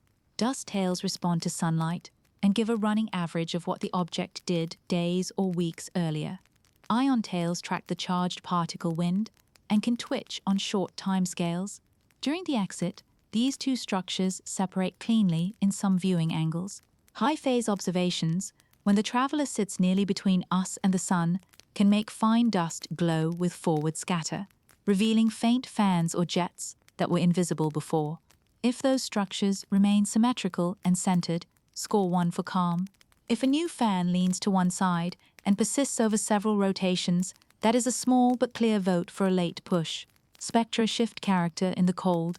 Lines tied to readily escaping gases fade first. Heavier species or dust bands from warm minerals may linger. By taking repeated spectra as the object coasts outward, teams can watch the grocery receipt change line by line. A quiet exit shows all lines relaxing together, like the lights going down row by row in a theater after the show. A fussy exit shows some colors holding on, while others vanish, a sign that certain patches or deeper reservoirs continue to leak. Even a handful of well-timed spectra on the way out can sharpen the portrait of the surface. Because cold puts composition in stark relief, parallax becomes a subtle ally again. As Earth marches around the sun, our viewing angle to the traveler swings slowly. That swing lets observers separate a straight motion from a barely curved one, with better leverage than they had on the way in. Cross-checks from different longitudes fold in, and space telescopes add depth by watching through hours that the ground cannot reach. The combined data carve down uncertainty like a sculptor tapping away at marble. If the sculpture emerging looks exactly like the one gravity alone would make, we keep the label steady. If a shoulder or hip bulges oddly, compared with the template, we reopen the discussion about tiny thrusters of the natural kind. There is also the practical matter of endurance. As the visitor fades, only the largest mirrors and most sensitive instruments can still pull out a clean signal. That changes the roster, but not the plan. Smaller telescopes that carried the early campaign hand off to big glass and long exposures. A few heroic runs may stack hours of light to catch a whisper of a tail or the bare glint of the nucleus. Stacking on the predicted motion becomes crucial because a single frame might show nothing but noise, while the aligned sum reveals a ghost of a streak that lines up exactly with the forecast. That is not just pretty technique. It is how you keep the thread unbroken, even when the thread is thinner than your tools were built to handle. Do not underestimate the value of silence. If, in the exit phase, attempts to detect gas lines come up empty and attempts to measure a push beyond gravity fail repeatedly, those negative results are not boring. They are bookends that frame the whole passage as consistently unperturbed. The absence of last-minute fireworks is itself a measurement. In planetary science, a quiet goodbye can be as informative as a noisy hello. When the traveler finally drops beneath the reach of our best eyes, the story does not end. It simply goes on off-stage. The last published path, with its honest cocoon of uncertainty, becomes a time capsule that future surveys can reopen. If instruments decades from now glance that way and catch a new dot where the curve predicted, we will have proof that our understanding held all the way into deep night. Until then, the exit strategy is patience, precision, and a little bit of faith in the numbers we have already earned. Next, we bring the curtain down with perspective. Chapter 18 ties the mystery to the method, sums what we can claim without overreach, and tees up where the next traveler might surprise us, because the cosmos is generous and the guest list is growing. Chapter 18, the takeaway and the tease. Here is the honest heart of our story. A traveler from elsewhere has crossed our spotlight, moving with a composure that feels almost defiant, and that steadiness is not a full explanation. It is an invitation. In science, a clean line on a plot is never a mic drop. It is a door cracked open, a whisper that says, "Keep looking." We love tidy, but we learn from stubborn. The universe did not file a final report. It sent us a puzzling postcard and kept walking. What makes this moment satisfying is not a single number behaving nicely. It is the way the whole enterprise held together. Observers around the world stitched a path from pinpricks of light. Instruments compared notes without ego. And the simplest account, gravity conducting, everything else humming softly, kept earning the right to stay at center stage. That is a rare kind of joy. Not fireworks, not scandal, just a pattern that refuses to lie when pressed. If the cosmos is a grand courtroom, we got steady testimony under cross-examination. That is worth a slow clap. But caution and curiosity share the same desk.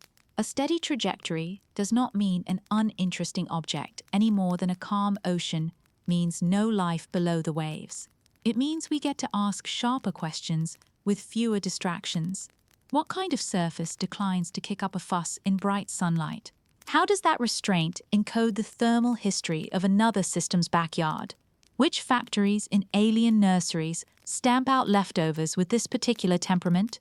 Each answer points past our star and into a galaxy of assembly lines we have barely begun to tour. Earth is basically a rock that won the cosmic lottery. The payout includes visitors that teach us how other tickets were printed. We also learn something about ourselves. The process worked. The guardrails held. Teams shared early results with humility, checked one another's assumptions, and let new points shape the story, rather than bending the story to fit old hopes. The romance of astronomy is the night sky. The craft of astronomy is the calendar, the code, and the willingness to revise without drama. It turns out the superpower is not a bigger telescope. It is better habits. Plants joke that they invented solar panels first. Astronomers reply that they invented patient arguments that end in better questions. In that spirit, not slowing down is not a verdict carved in stone. It is a snapshot captioned with today's date. Maybe the traveler stays smooth until it fades beyond our reach. Maybe a late fracture opens and we catch one last breath in the cold. Either way, the path we have built becomes a baseline that future instruments can revisit. If another visitor arrives wearing the same calm expression, our pattern becomes stronger. If the next one sputters like a campfire of ice and dust, our pattern becomes richer. Trends are not born from one guest. They are assembled guest by guest, like constellations that only make sense after you connect enough dots. There is delight, too, in the scale of it all. This speck was forged under a different sun, tossed into the dark by dynamics we can only infer. And yet its flight through our neighborhood could be read by mirrors, sensors, and patient eyes on a small blue world. We turned distance into detail with nothing more than light and time. That is quietly heroic. No cape required, just open skies and open collaboration. If the cosmos had a suggestion box, it would probably say more of that, please. So what should you carry away from this encounter? First, that the universe is generous, with mysteries that do not need hype to be thrilling. Second, that the tools we have, telescopes, math, schedules, and manners, are enough to turn mystery into insight, one careful layer at a time. Third, that interstellar visitors are not a one-flavor snack. Some will blaze, some will whisper, and some will glide like this one, with the poise of a marathoner who knows exactly how to pace the hills. Variety is not noise, it is the data set we were waiting for. And finally, give yourself permission to keep a little wonder. We are talking about a fragment of elsewhere that refused to flinch as it passed the brightest campfire in our yard. That is cinematic. It does not need aliens, secret engines, or cosmic conspiracy. It needs exactly what it has: a path that behaves, a skin that keeps its secrets, and a community eager to read every clue without rushing the plot. The fun of science is not trading mystery for certainty. It is trading confusion for clarity and getting to be surprised again the next time.